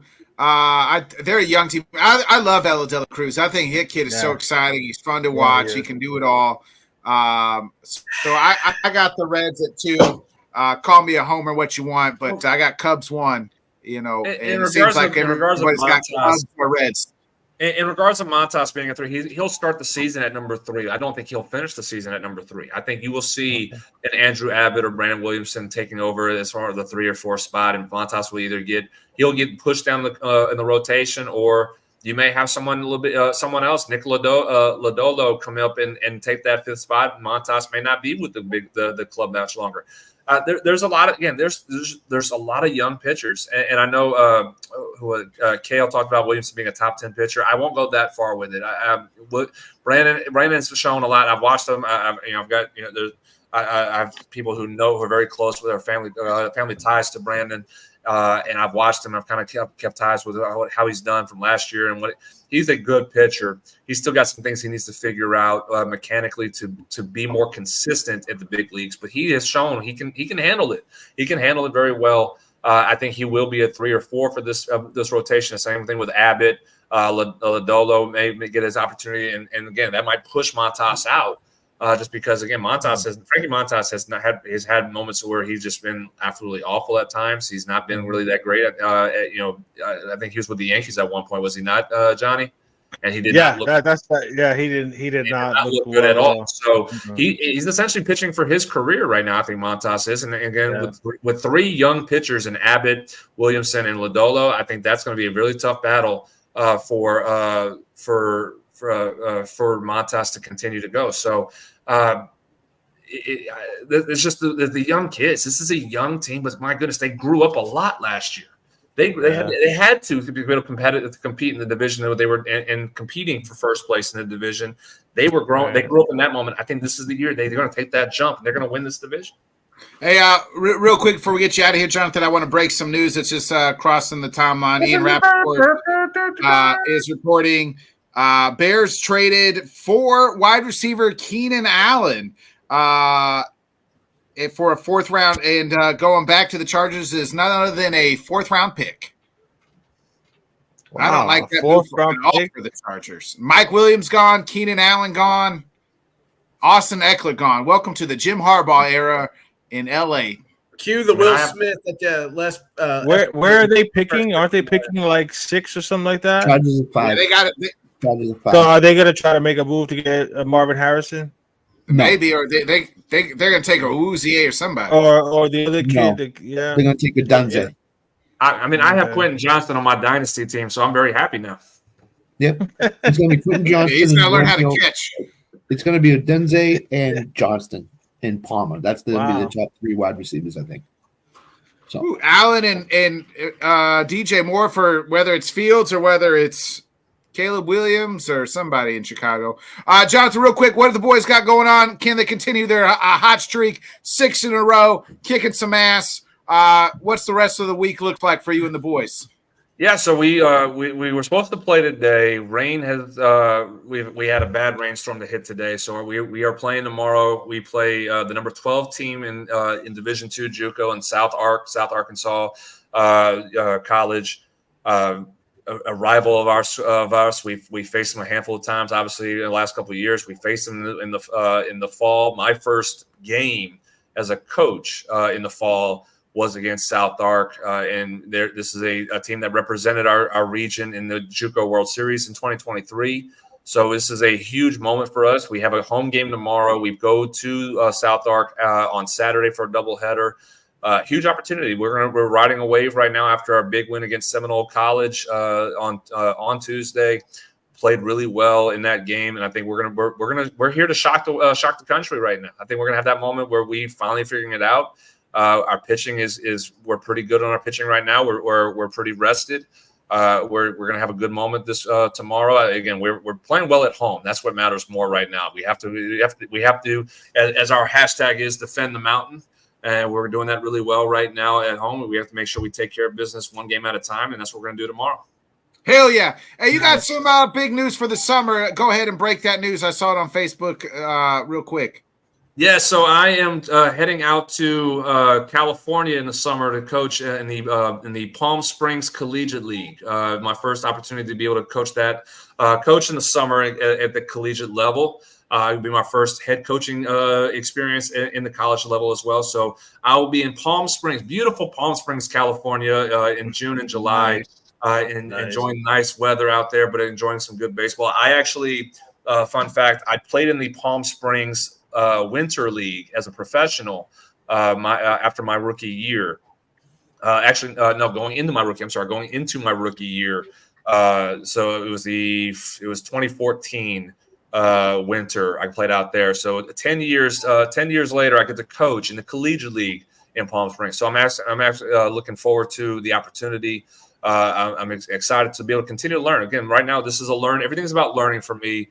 To coach at this level, obviously my experience being a coach at the high school level and high school age kids, but I'm putting together plans and putting together an itinerary of what I need to do to coach as a collegiate coach. And this is my opportunity to really put myself out there a little bit more and build a resume to do so. So I'm looking forward to it.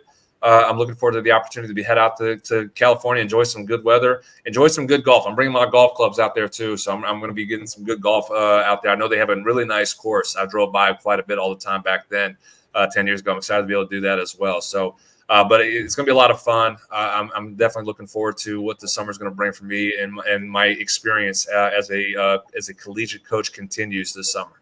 Well, if you want me to fly me out bro. there, Jonathan, I can either play first base coach or I can just be the hype man for the team if you want me to. I can, Listen, get the boys hyped up every game if I need to. But you got to fly me out and board me up in Palm Springs. You know what I mean? Jonathan is 40% coaching and 60% the golf course in Palm Springs. That's what Jonathan is. I gotta go. I gotta go the other way because again, I have a job to do. It is a job, so I gotta do 60% coaching, 60% coaching, and then 40% golf. Okay, all right. Hey, at the same time, I still have it in my head that I can potentially be a professional golfer. So I'm working on my golf. I actually played. I played a couple weeks ago, and I shot 2 under. So I mean, I'm working right now.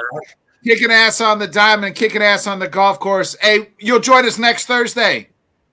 Next Thursday, yes. So I'll be just kind of we have spring break starting up, so I'm going to be recruiting. I'm actually going home to New Orleans, and I have some kids down there that I am recruiting as well. So I'm going to go and spend some time with my mom and see how she's doing, my siblings. and then also do some recruiting out there and golf. I do have a tee time reservation already set for Monday and Tuesday while I'm down in New Orleans.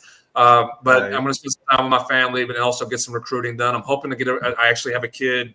I've been recruiting hard for the last 3 months. I'm hoping to get a commitment from him while I go down there to watch him play. So still business as usual. But I'm going to enjoy some golf during spring break for me as well. But, next Thursday we'll discuss American League East, Scott and Johnny's divisions. So yeah, I won't be on next Thursday. I'm sorry. I'll be back here in Arkansas on Wednesday, and I'll be able to hop on the show with you guys on Thursday as well. All right. Hey, we'll see you then, Jonathan. Appreciate you, brother. Sounds good, guys. I'll enjoy. Have a good Bye, one. Jonathan. Take care. Real quick on that Keenan Allen front, the Chargers went to him. They're in cap hell. They pretty much said, hey, can you take a pay cut? Bosa took a pay cut or restructured contract, Bosa and Mac. He said, fuck no. So they said, okay, go play in Chicago then. So don't we just love people that say, oh, the cup's not real? It's not real at all. It's real, folks. It's real. Eventually, the can usually catches up to you eventually. Oh, What the heck? I didn't do anything. That was my bad. Well, all right, let's go ahead. Let's get into it, boys. It's everybody's favorite segment, our top 10 segment.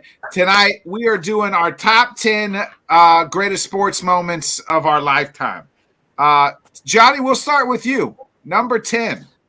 All right, number 10, and I mean, I put this here more for you guys than for myself, but this was a big event. I saw it live. That's what I went with too, stuff that I actually saw live.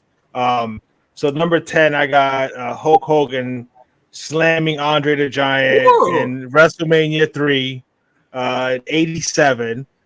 Your boy was 11 years old. And I think that's when I figured out that it was fake. Because how the hell are you going to slam that man right there? What's the monsoon, Scott? Immovable objects versus the irresistible force? Yeah. Yes.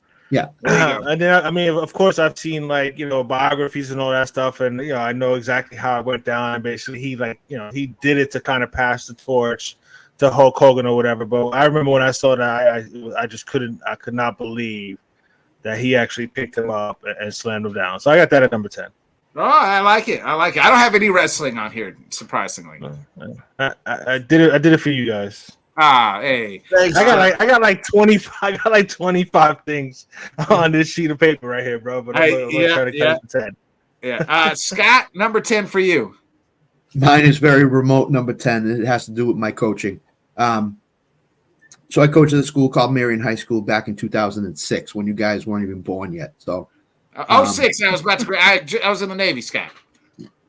Unless you meant like 1906. 1906 is different. So the year before, we played against the girl that lit us up for 75 points combined. Open up against that school. We held it at 8 points. Boxing won it all game. We won the game 43-37. We won the league title that year. First ever in that school's history. So that's my number 10 is my coaching against St. Clement's High School when I was at Marion High. So, I like it. Sam?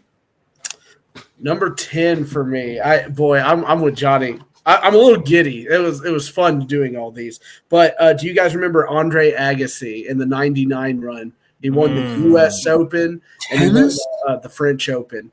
And my dad was big into tennis. And we used to watch it. And he hadn't won for a little bit since like 96 or something like that. We were wondering if it was over. This was when he cut his hair, right? Right, yeah, he went bald, and he won both of the Opens. And I remember that fist pump, and like he's back, baby, and everybody was like, he's back. Yeah. So my number 10 is none other than Conor. Shocking, you like that? You like that, Scott? Yeah. Conor the Notorious McGregor. He knocks out Eddie Alvarez. And he's on the microphone. He says, I've been talking a lot of shit to all the boys in the back. Well, I have to apologize to absolutely fucking nobody because the double champ does whatever the fuck he wants, baby. Because he just knocked out Eddie Alvarez to become the first ever UFC double champ in history. So Conor McGregor really that whole promo, the fight in the promo really launched UFC into the stratosphere. And that really kind of, I was already a kind of a casual at that point, but really the rise of Conor McGregor, just in that whole promo. The double champ does whatever the fuck he wants to do, and I apologize to absolutely fucking nobody. Spoke to me. Absolutely love it. Sam, we'll go to you. Number 9. You going to me? Yeah. Your name's Sam, right? Unless there's another Sam in the building. Yeah. Tyson versus Holyfield. Oh, hey, I like that. I got a different Tyson on my list. I got a different Tyson on my list. That's a good one, though. That's a good one. I remember because Dad never did pay-per-views or anything like that. He was not that guy, but he was going to watch that fight because everybody wanted to shut Tyson up. They thought he was a bully and everything, and we were more than happy to see Evander Holyfield win after getting his ear bit off by that madman. Scott, number 9 for you. My number 9 is Daniel Bryan at WrestleMania 30, winning the title against Triple H, Randy Orton, and Batista. Yeah. I mean, 3 surefire Hall of Famers in the wrestling world. So, that WrestleMania was so good, and they had to change the plans. You know what I mean? Because the fans are just really. Yeah, it was just supposed to be Batista versus H, I think, right, Scott? Versus Batista Orton? against Randy Orton because Randy Orton won the Royal Rumble, I think that year. So. Yeah, and people were damn near rioting. Mick Foley was like, he was mad about it, and then they had to change the plans to get Daniel into it. They had in Memphis, Tennessee, Daniel Bryan taking over the ring, with all those people surrounded. Triple H had to agree to a lot of stipulations.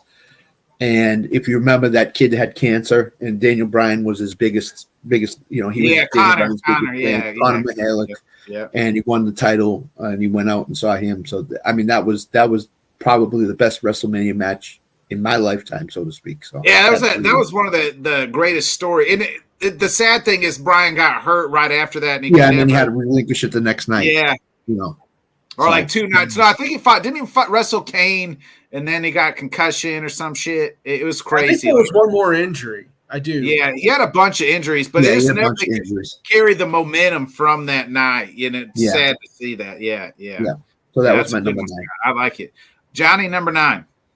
My number 9, and I debated back and forth. Like I said, I got like 25 things on my sheet of paper here. But my number 9, I'm going to go with the 2006 BCS title game with Texas and USC. Vince Young, and that game just them going back and forth. Vince Young scoring that final touchdown with 19. Like, you knew he was going to go down the field and score that touchdown. And for him to actually be able to run it in with 19 seconds left to win that game for Texas, that's a game I'm never going to forget, man. That was so much, and I didn't have a dog in the race, so I didn't care. I just wanted to be entertained, and yes, I was extremely entertained. So that game is forever going to be in my head. That was a great game. Hey, that's a fucking good one too, man. That game's the stars that were in that game is to this. I think I saw something there like six players on the field got drafted. Another one that was like that too. I don't have it's not my number 9, but just made me think of it. Ohio State, Miami. That game was incredible. Yeah, that was a robbery. He tear out. That was a robbery. Yeah, that was for McGahee. He tore his knee up. Yeah. My number 9, I just for some reason I remember watching it when I was in the Navy at the time too, and me and my buddy stayed up watching it the whole time. The UConn-Syracuse basketball Big East game, 6 overtimes, 6 or 7 overtimes. Man, that game was incredible. Just back and forth. That whole run, I love Syracuse. Still, Jim Boeheim's one of my favorite coaches. So I was always kind of always Syracuse kind of guy. But yeah, UConn, Syracuse, the 6-7 overtime game in the Big East tournament. Because at that time, the Big East was so fucking good at that time. Like, the anniversary of that just happened, and if you remember, Syracuse went to overtime the next night. And won. And nobody remembers they had to go to another game and go overtime again. So that was huge. It was crazy. They went on a run, that game was insane to me. Johnny, we'll go to you. Number 8. My number 8 was a 12-year-old Johnny Cruz watching the World Series at my uncle's house. It was the Dodgers against the Oakland A's, and Kirk Gibson comes off the bench to hit the home run. The impossible happened. I believe was that Vince Scully. That was Vince Scully. Like that's forever. Yeah, that's forever going to be etched into my brain there. Because I remember, I mean, and nobody was Dodger fans. They just wanted Oakland to lose, but everybody in the house was jumping up and down when he hit that home run. And I remember just thinking that was such an awesome feeling, man. That was great. So I got Kirk Gibson's home run against the A's. I like it. Scott, number 8. You'll hear that Kirk Gibson thing again. I got it on my list too. Number 8 was 1985 Marvin Hagler against Thomas Hearns. Ooh, that might be one of the best boxing matches of all time. I mean, I didn't see that one live. That's why I didn't have it on my list. Oh, it was the most hyped fight until the Sugar Ray Leonard Marvin Hagler fight that happened a couple of years War, ago. baby. War. War. 3 rounds, total domination, guys going back and forth at each other. That was a fight, bro. That was a fight. Hey. That's when the fight game was in its prime. When Hagler agreed. Yeah. I wasn't a lot like I've obviously got as a fight person. You know what I mean. You go back and watch. Yeah, you hear this stuff, and it was awesome. I am that old, bro. Appreciate it though. He's about to be 50. Johnny just turned 48, Kale. So I just turned 48. 10 days ago. Yep. So that's my number 8, Marvin Hagler. Sam, number 8. That fight is so much fun to watch. Number 8, Giants versus Bills, wide right, January 27, 1991. That's 5 years old. My uncle that's a little higher on my list, but that's well done, Sam. My uncle, thank you. I was 5 years old, and I was right next to my uncle. And he's like, my Bills are going to take care of business. Just you sit and watch. And I remember that wide right. And my uncle, most stoic man I've ever known, is just on the ground, like in the fetal position.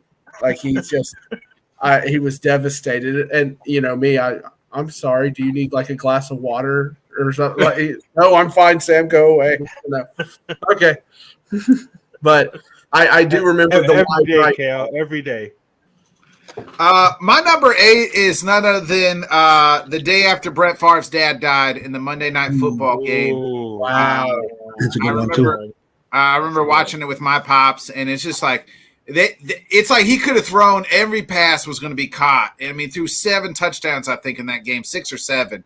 And I just remember, like, you know, because going into it at that time, he still had this long streak. You didn't know if he was going to play. And then he's like, hey, he's playing against the Raiders on Monday Night Football. And, you know, I was pretty young at the time, still in high school. So watching it with my dad and we're just both like, you know, in manner, you know, just like, wow, man, he's playing this game and he's just absolutely killing it. So, number 8, Brett Favre on Monday Night Football. Scott, we'll go with you. Number 7. 1985 AFC title game. Patriots go down to Miami. Hadn't had any success down there. Sorry, Johnny. No, it's okay. And squished the fish. I mean, until, you know, that was the best team. That was the team the Patriots couldn't beat to get by.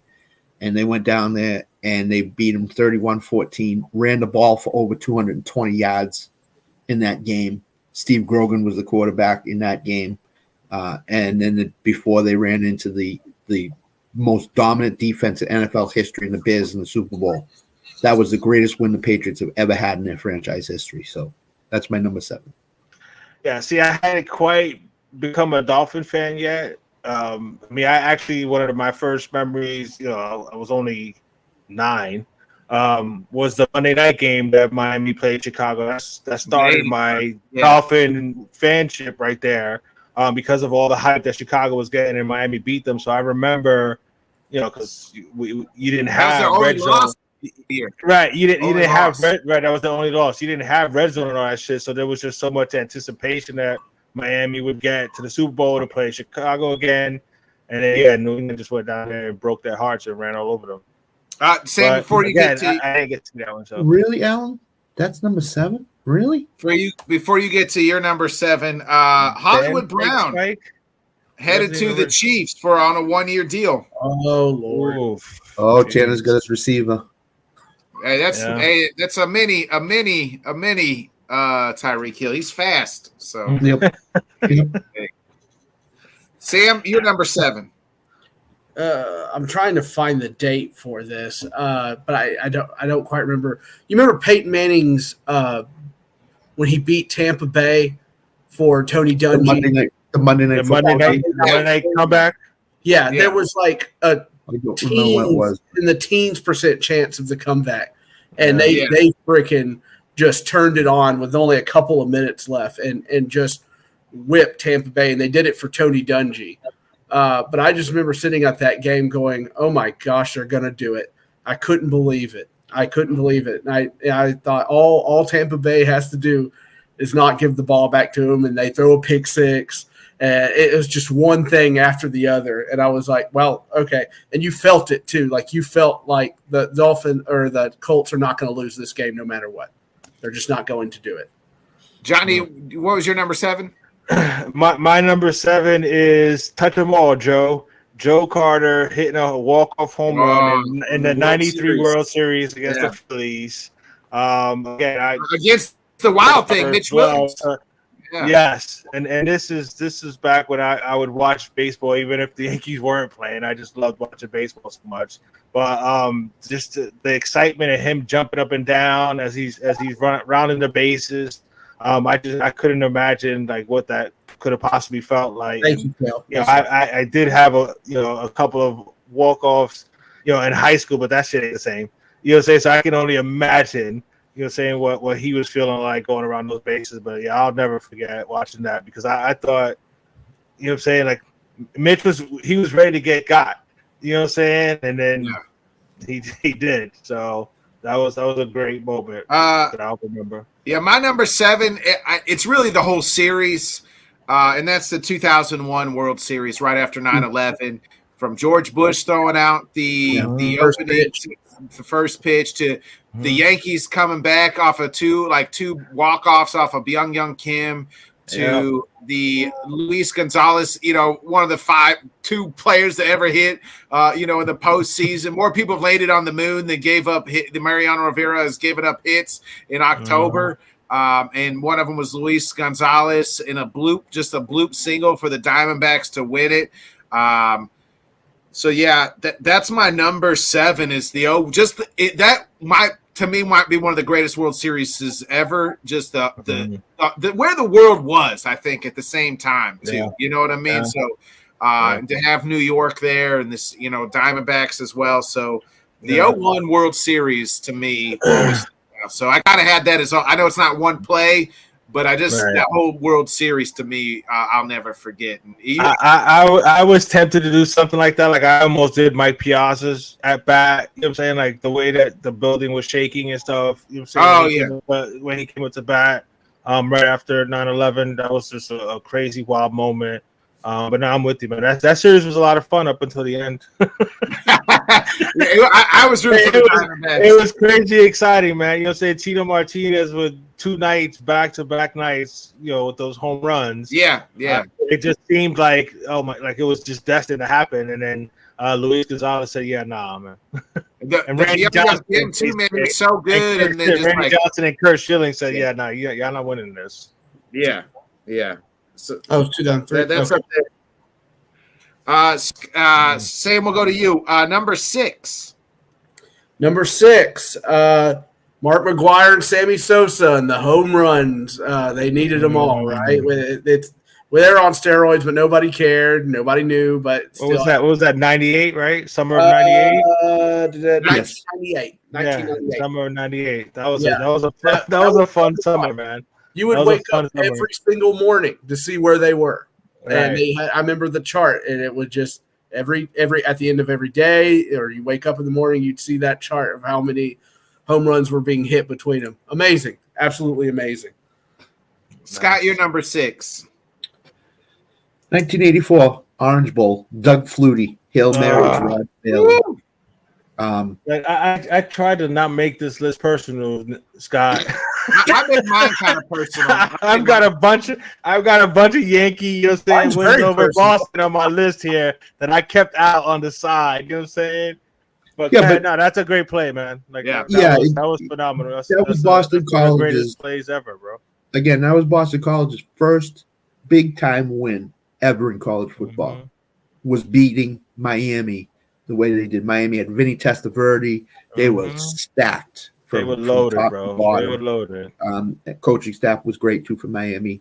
But BC went in. Doug Flutie was, and I think that won him the Heisman Trophy, that Hail Mary pass that year. So Absolutely, it is. that's my number 6. Absolutely, Yeah. yeah. That's a good one too, Alan. That App State win over Michigan. Yeah, was great, that's a man. great one too. That's a good one. Johnny, you're number 6. My number 6 is David Tyree with the improbable catch. You know what I'm saying, with the ball on his helmet. You know what I'm saying? I mean, the fact that Eli was almost sacked. Right, that he was able. Yeah, I mean, they should. Nowadays, they would have blown the whistle dead. Yeah. So he would have had time to get out of there. But for him to get out of there, throw it up, but I thought he was getting picked. And again, I didn't have a horse in that fight at all, except for the fact that I didn't want you guys to go undefeated because of my Dolphins. But the fact that, and then all the replays and you just saw it over, and it was like, oh my God, I didn't touch the ground. Like that's gonna be one of the greatest plays of NFL history, of course. Yeah, that was great. Yeah, my number 6, same as Sam's, actually, surprisingly. McGuire 62. It's crazy. I specifically remember because like during the chase, so like I don't think the game was like the full game was televised or whatever. So they flipped to it, right? Like they broke all his at bats, all their at bats. I think like they flipped. I was like taking out the trash. For some reason, my parents made me take out the fucking trash. I was like, I had to run out and take out the trash. Need you responsibilities. You're like,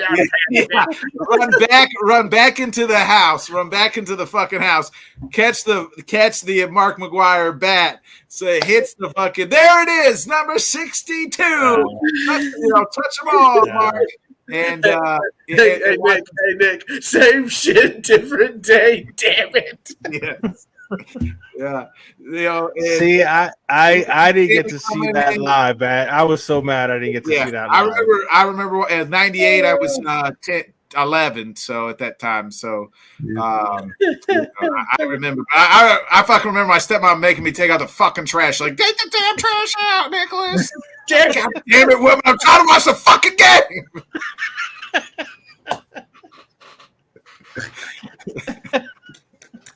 I didn't have Tebow back in 98. Right. Anyway, It's grounding, Mom. It was a different world back then. The Right. trash out.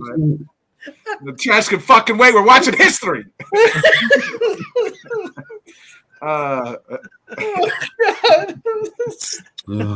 It's crazy how your brain, like my brain, just like number 5. Johnny, we'll go to you for 5. My number 5. I'm going with the original fake spike, Allen. Dan Marino's fake spike to beat the Jets. Ooh, I know it was a game in November, but it was against the Jets, so it was a memorable game. And I remember thinking like while he was doing it, like hurry up, spike the ball, and then to see him actually throw the ball for the touchdown to win that game, that was absolutely it was epic.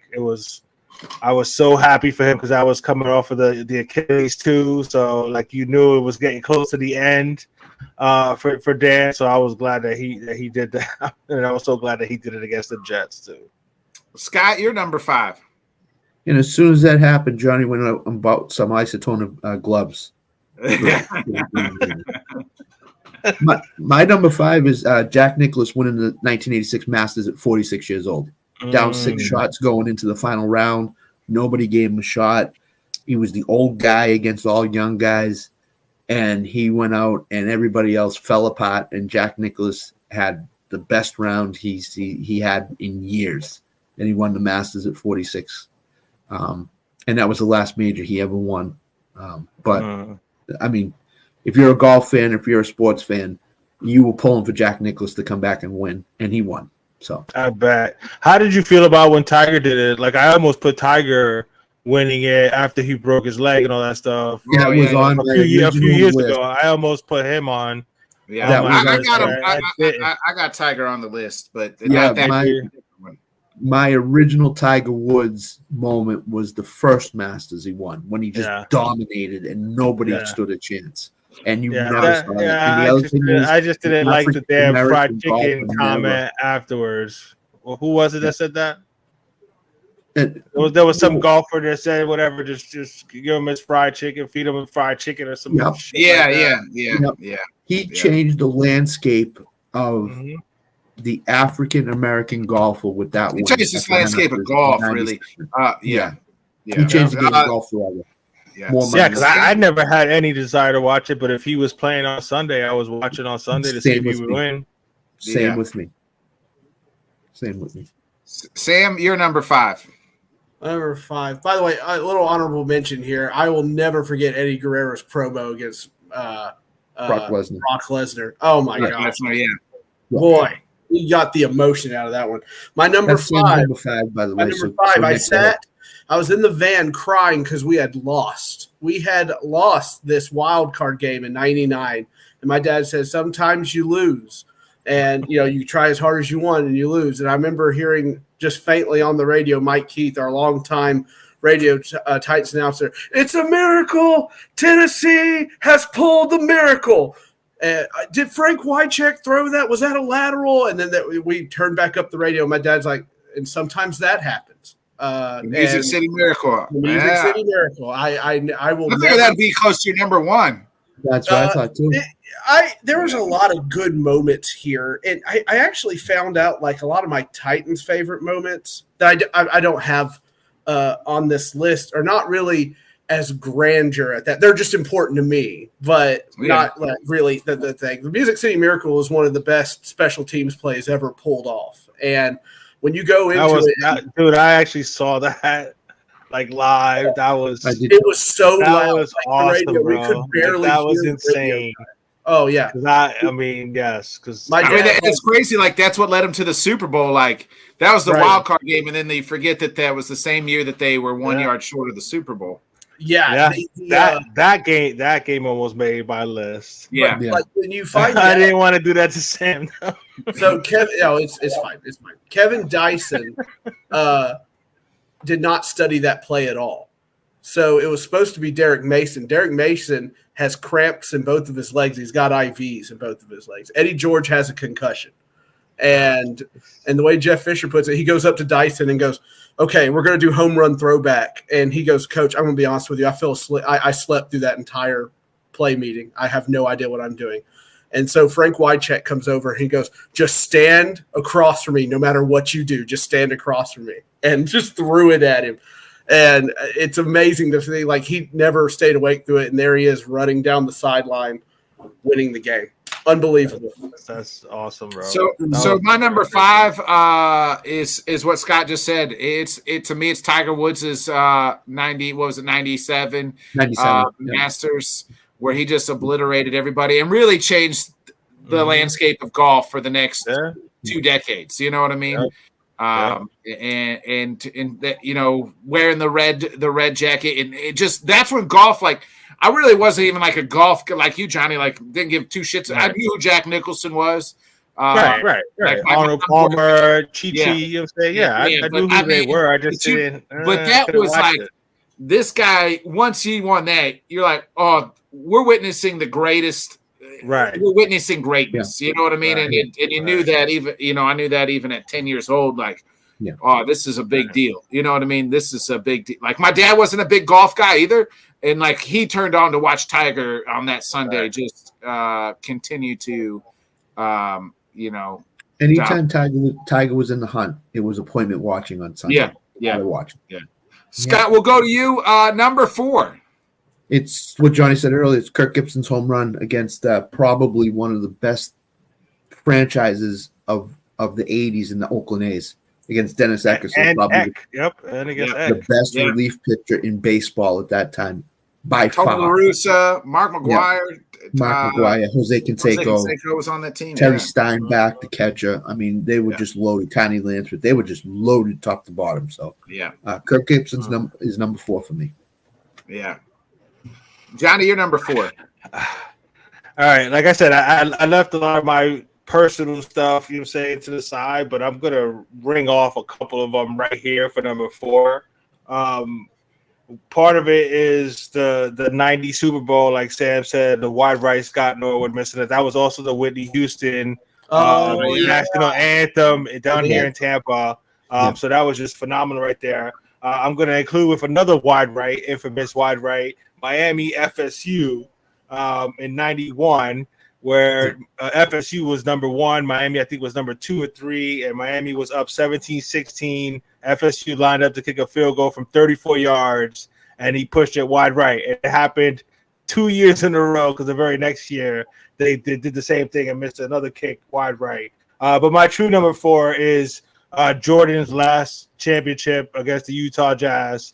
Not only that jumper, but they forget that he stole the ball from Karl Malone to begin that play, and then went down the court, watched the clock, and then, you know, say stood with the pose and the jumper. And so what if he pushed off a little bit? He's the greatest. He could do that.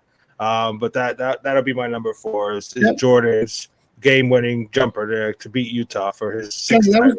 That was the game he was sick too, wasn't it? No. That was the year before, actually. It was the year before he was sick, and it was like game 5 or something. That was like game 5. The flu game was game 5 in '97. Yeah. They won. Steve Kerr hits the game winner in 6. Right. Yeah. Right. This one here was just there was so much talk about the team getting broken up after the last dance, really. The last dance, yeah. Right. And then like I said, Karl Malone had an opportunity to seal it right there, and you know what I'm saying, Jordan stripped him of the ball, and then it was, you knew he was gonna hit that shot. Like there was no way he was gonna miss. Yep. So yeah, that's my number 4. Sam, you're number 4. Number 4, Michael Jordan returns to basketball in 1995. Ooh, okay. Whoa. I remember that was exciting as hell. That was exciting as hell. Sam's number 4, right? Right. Yeah, he freaking.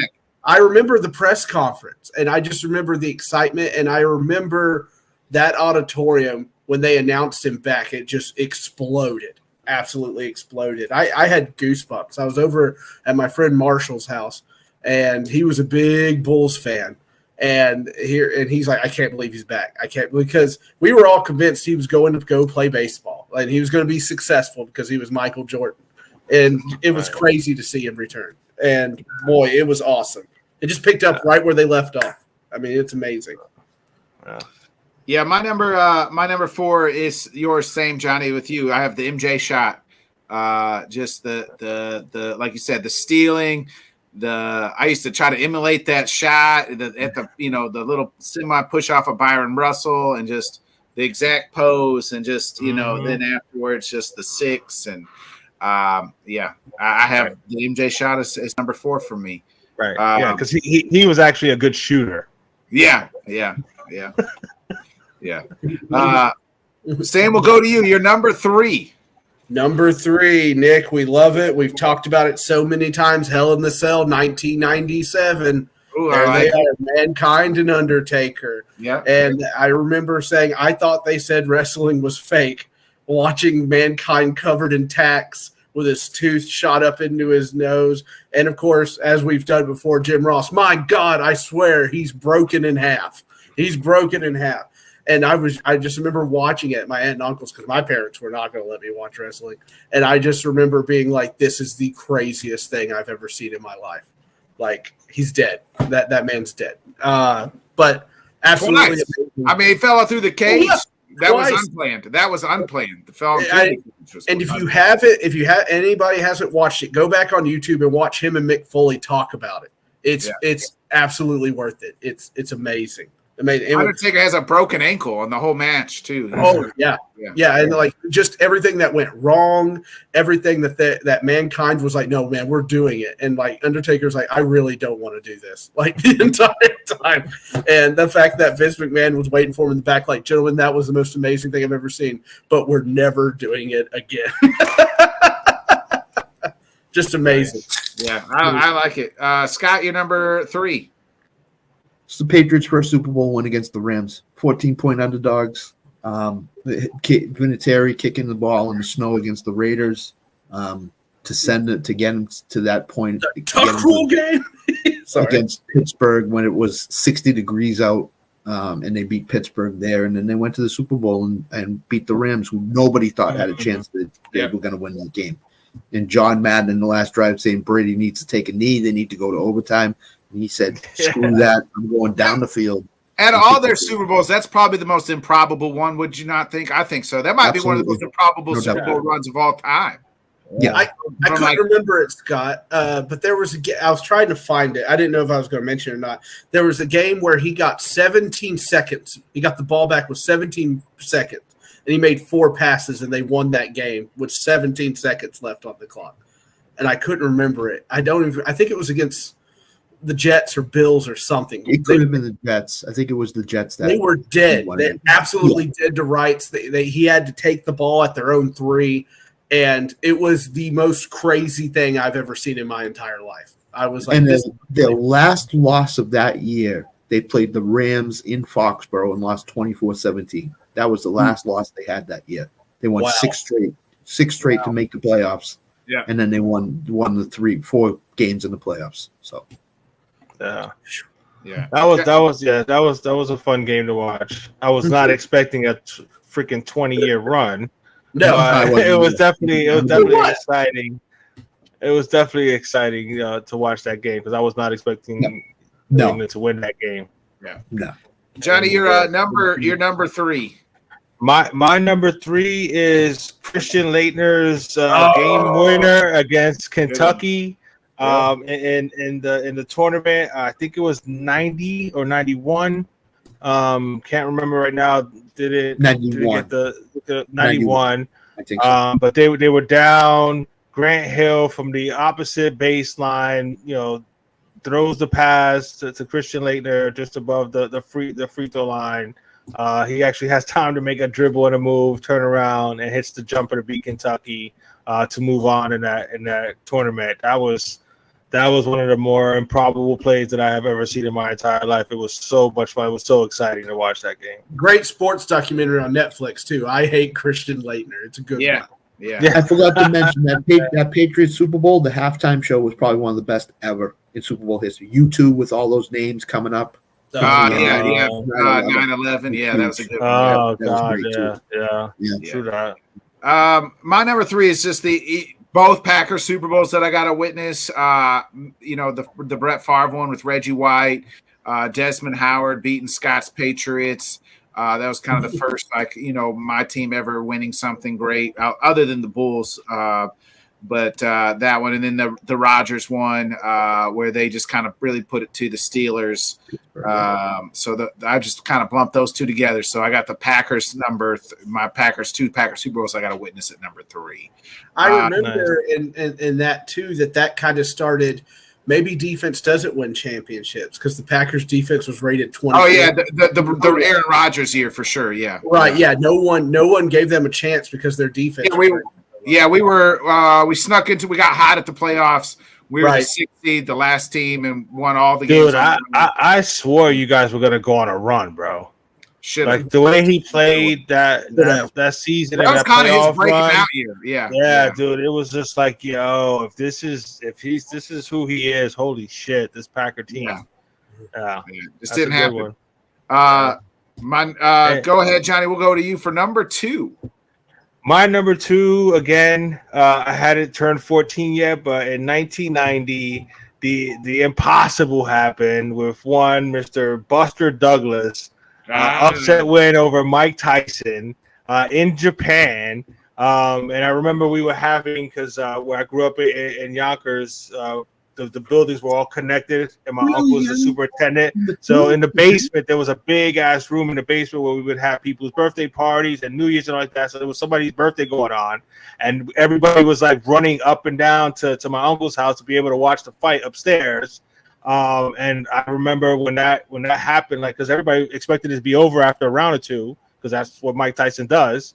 And the fact that it kept going round after round, and they were like, we were all giving each other messages of what was going down as we kept running up and down the stairs to watch the fight and go back and forth.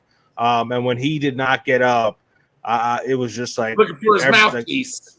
Bro, like the whole party, like when we went out, like people down at the party, like they couldn't believe it. They were like, no, there's no way. And again, there was no way to, like, you couldn't check your phone to see, you know what I'm saying? There were no cell phones back then. So it was just like, it was crazy how it just took over the whole fucking night, bro. The fact that Tyson lost that fight. Scott, you're number 2. I know what Johnny's number 1 is, so I know exactly what his number 1 is. It happened in 1996, I think. My number 2 is 2004 Red Sox versus Yankees, the whole series. The down 0-3 comeback, 4 straight wins. Nobody thought, except for Kevin Millar, thought that they could do it. And David Ortiz carried them for the rest of that series. Johnny Damon, too. He had a hell of a series. Johnny Damon, too. Tim Wakefield, who blew the game lost the game in 2003, Game 7, came back and took the bullet in Game 3 when they were down 19-8, and went all that was huge. That was huge. And then they just won Game 4, and they just kept winning. So my number 2 is the 2004 Red Sox Yankees series. Like the fact that they had a knuckleballer that was able to just take the lumps of those last few innings to save their bullpen. And he went to Frank Kelly and said, "Put me in. I'll take the bullet." Right. Otherwise, they got to run through that bullpen, and there's no way that they win that series. No way. They would have lost Game 4. No. Oh my God! I remember thinking right after that series happened, fucking Alex Rodriguez jinxed it, bro. We got the fucking A-Rod jinx, and we're never gonna win another World Series again. Sam, that was a bad memory, but I'm happy for you, Scott. My number 2. My dad actually had. I'm very fond of my dad. We bonded a lot over sports, and he found an old Polaroid picture of us watching baseball. I said, "What game is that?" And he goes, "That's 90." He goes, "That's July 22nd, 1997. Greg Maddux stays on the mound for 2 hours and 45 minutes in a hot sun, throws 77 pitches, and just takes out the trash. One after the other. Didn't bat an eye. I just remember the sweat coming off of him and everything, just pitching. And I could not believe that moment. I was like, how long? They were talking about the heat on the field as opposed to in the stands. And man, it's like you guys said when we talked about these pitchers. It's we have witnessed truly great guys play this game. Yeah. My number 2, I can't have my number 1 without my number 2. And the correlation for me, but they're not correlated together, kind of. My number 2 is none other than Steve Bartman ball in the Game 6 of the 2003 NLCS. I'll never forget. I was 15, 16 years old, so I was a sophomore in high school, I believe. Man, my dad's he's chain smoker, bro. And we're standing there in our living room. My dad's just lighting cigarettes after cigarettes, just standing there. We're watching, and we get to 5 outs, and I'm like, Dad, this is it.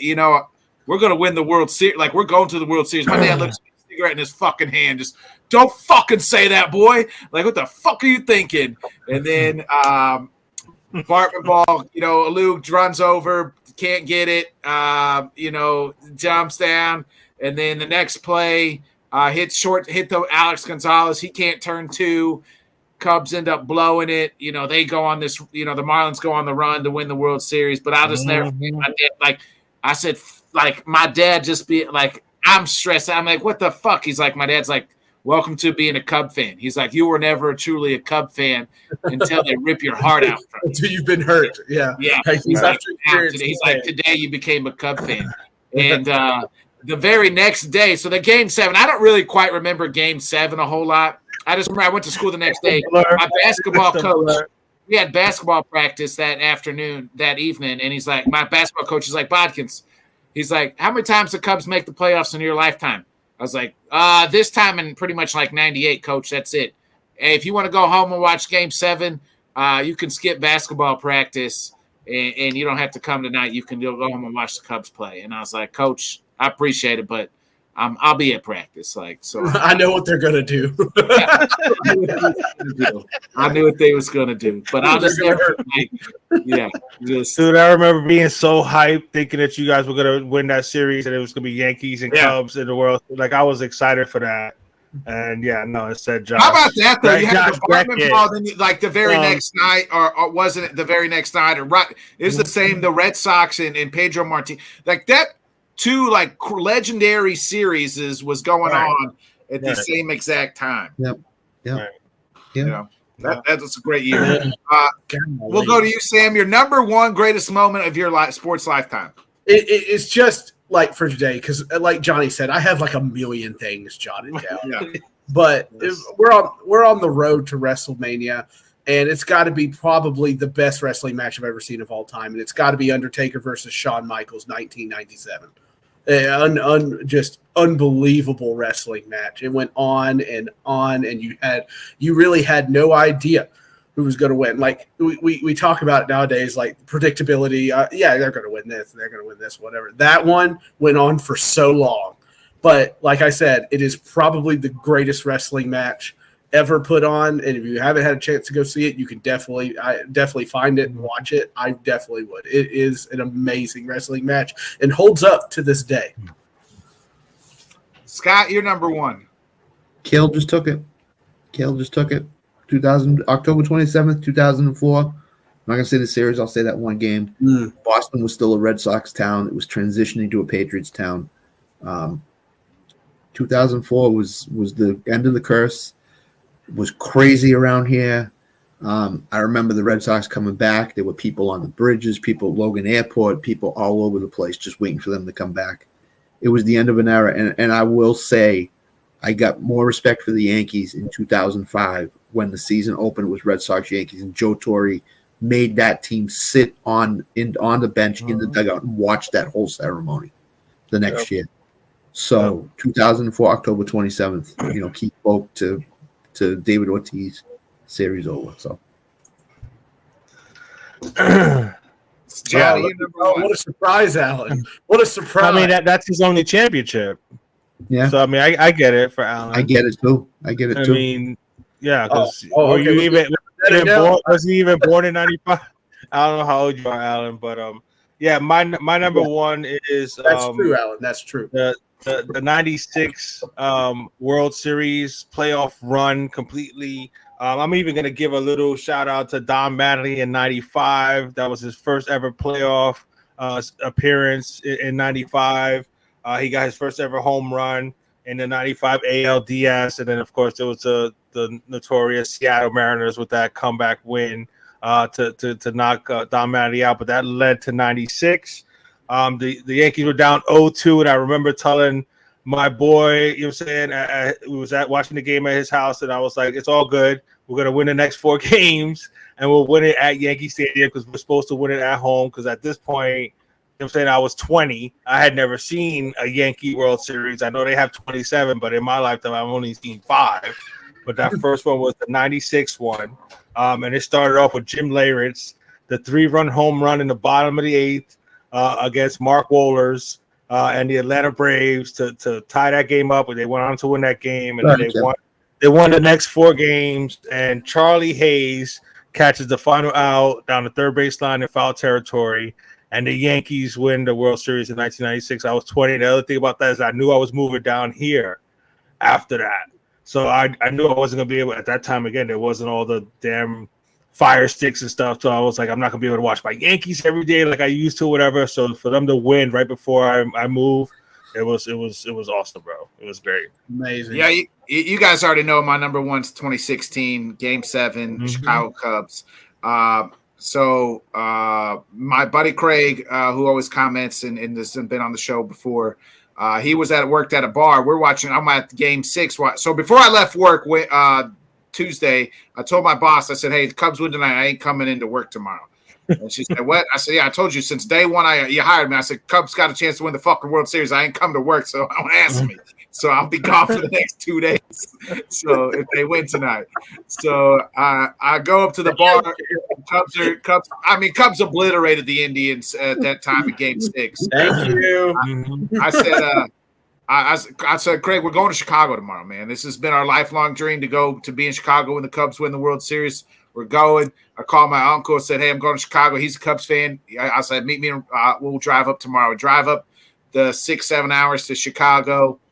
We park at the airport, take the train in, then bus down to Wrigley Field. And obviously couldn't get into a bar, but there's thousands of people outside a bar watching the game. So we're out, and just that whole ordeal. Like, we're just thinking, like, the whole game we're winning, and then they fucking tie it. And I'll never forget, Craig collapsed, just fucking devastated to the ground. And I have to pick him up like this. I'm like, we didn't fucking come this far to lose, man. We can't go back to Missouri as the guys who drove here to watch their team lose. We're gonna come back. We're gonna win this bitch. We're gonna I'm just holding on to him. We're gonna do this. So then the rain delay happens, and then we're just fucking, we get the lead in the 9th or the 10th, and we're just the whole city's just 2 more outs. And the people next to us, so there's a tape delay. They could see it before they were watching and could see it before us. So I knew we won before I could see it on the TV. The ball throw to Chris Bryant, Chris Bryant gets it, throws it to Anthony Rizzo. I mean, I just fucking hugged everybody I could fucking hug. Craig, my uncle, these 2 ladies who were right next to us, standing next to us the whole game, hugged the shit out of them. I mean, just the whole city was just crazy. I'm getting goosebumps just thinking about it.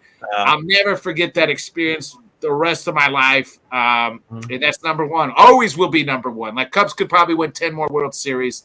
That one will be number one. Yeah, first one. That was the first one, bro. We reversed, broke the 108-year curse. I'll never forget. So that'll always be number one. That's awesome, bro. That's awesome. For sure. Sorry, Sam. No, it's okay. It was great. At that point, you're looking at, I said, well, look, we got 2 teams that haven't won it before. Yeah. This is going to be fine. This is going to be totally fine. And boy, I'm with you, Nick. When they tied it, I was like, "Oh my god!" Dude, I was the same way. I was like, "Oh my god!" And my sister, I was like, "They cannot lose." I was like, "They cannot lose this fucking game, dude." Yeah, I was sitting there well, you've seen the Cubs do what the Cubs do, and so you're sitting there going, "Oh my god, are the Indians really going to do this?" And then it didn't happen. And the phone call from my sister, "What up, bitch? Gotcha!" She's a Cubs fan, So it was lovely. Love that woman, my sister.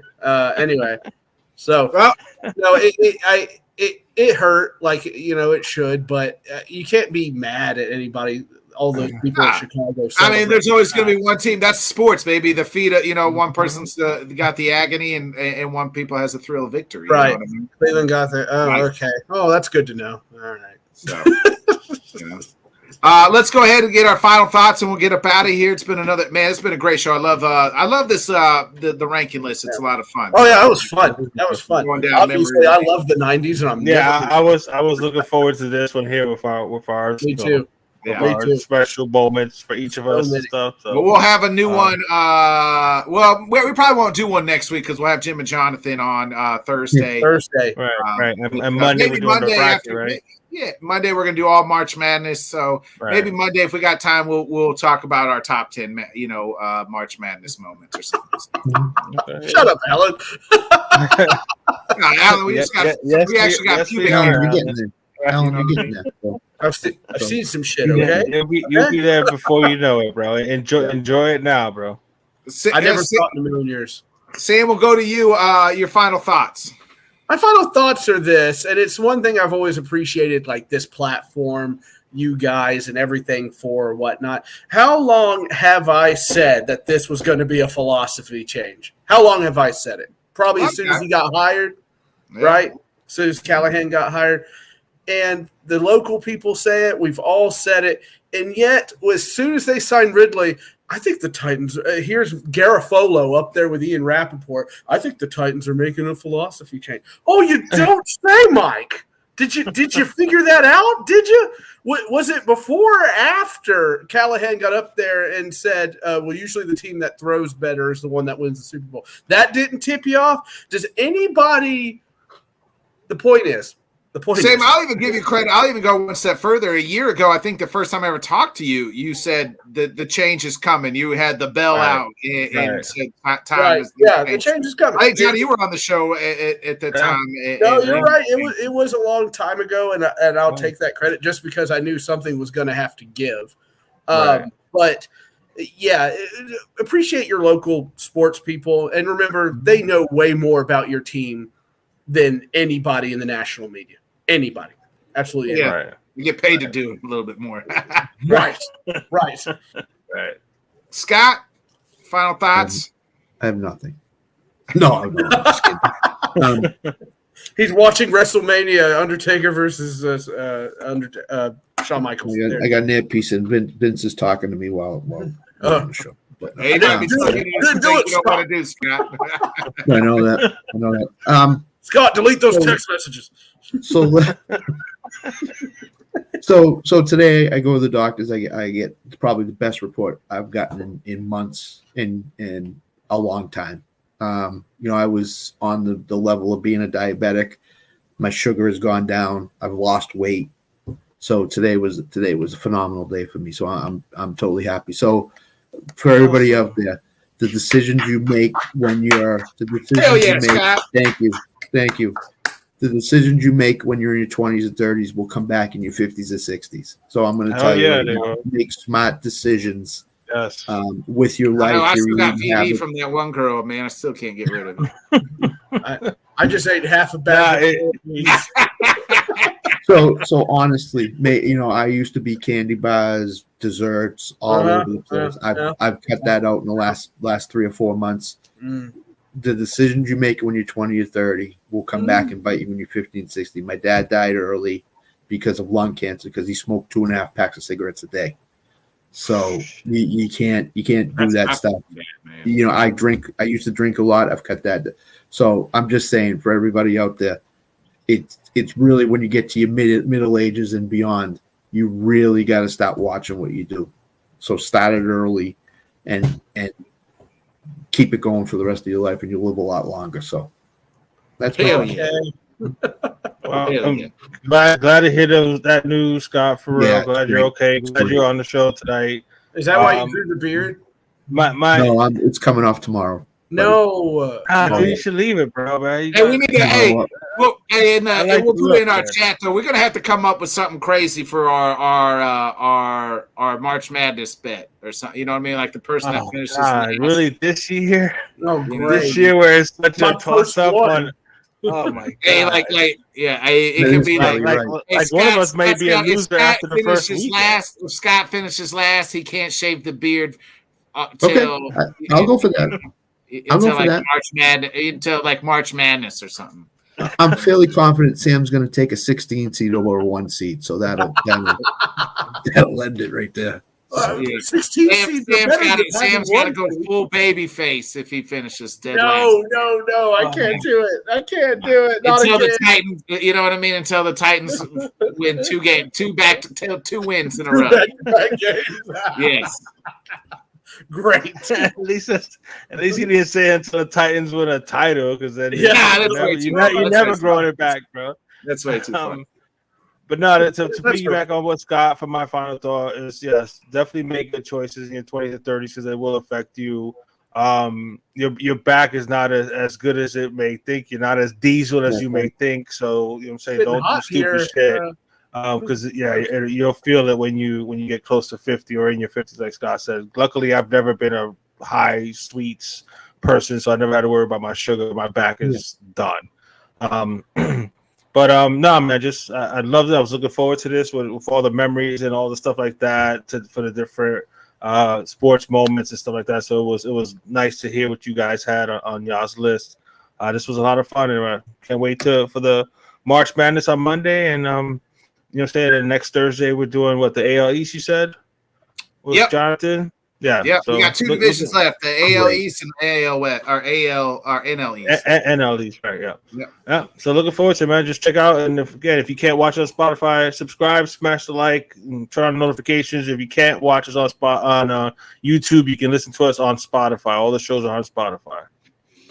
Yep. That's pretty much it. Real quick, please check out me and Witt's Head Kicks and Haymakers. We did that last night, our $2.99. Got a lot of views for a short, didn't you, buddy? Yep. That's awesome. And then this Sunday, special Bodkin show, 7:00 Central, 8 Eastern. I'm going to have, it's going to be a Packers affair, folks. So I have Rev Trev, who covers the Packers, going to be coming on. So we'll be talking all things Green Bay for the most part. So can't wait. Trev's I'm pretty energetic, but I sometimes I get down. He's always positive about the Packers. So can't wait to hear about, all things Green Bay on Sunday's podcast with Rev Trev. Excited to sit down with him. That'll happen. And if you missed it again, last Sunday, I sat down with a professional MMA fighter, my guy, Ray Sweet Baby Hayes, 3-0. He's got a fight lined up for May. So it'll be like 4 fights in this, like, no time as a professional. All wins, all by finishes too. So nice. 3-0. Awesome. So he's trying to make his way up into the rankings as far as in the territories and things like that. And hopefully he'll be fighting someplace, like a major promotion soon, we think. So can't wait. Great guy. Awesome. So please tune into that one as well. Nonetheless, we'll be back Monday night again, folks. 8:00 Central, 8 Central, 9 Eastern. March Madness, all March Madness. We're going to fill out a bracket. We're going to fill out one together. Madness. It'll be the LTS show bracket, right? Yeah. And then, but we do have our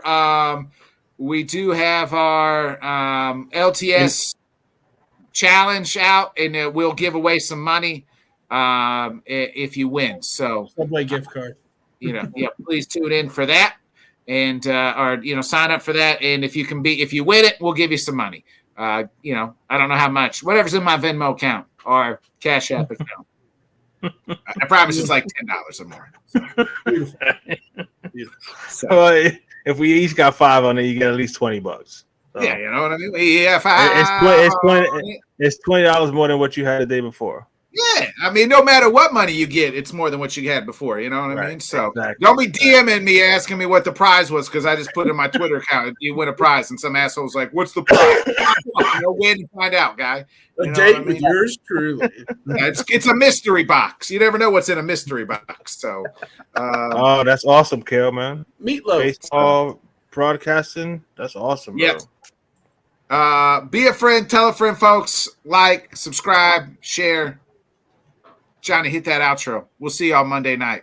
I got you. Thanks so much for joining us, and until next time,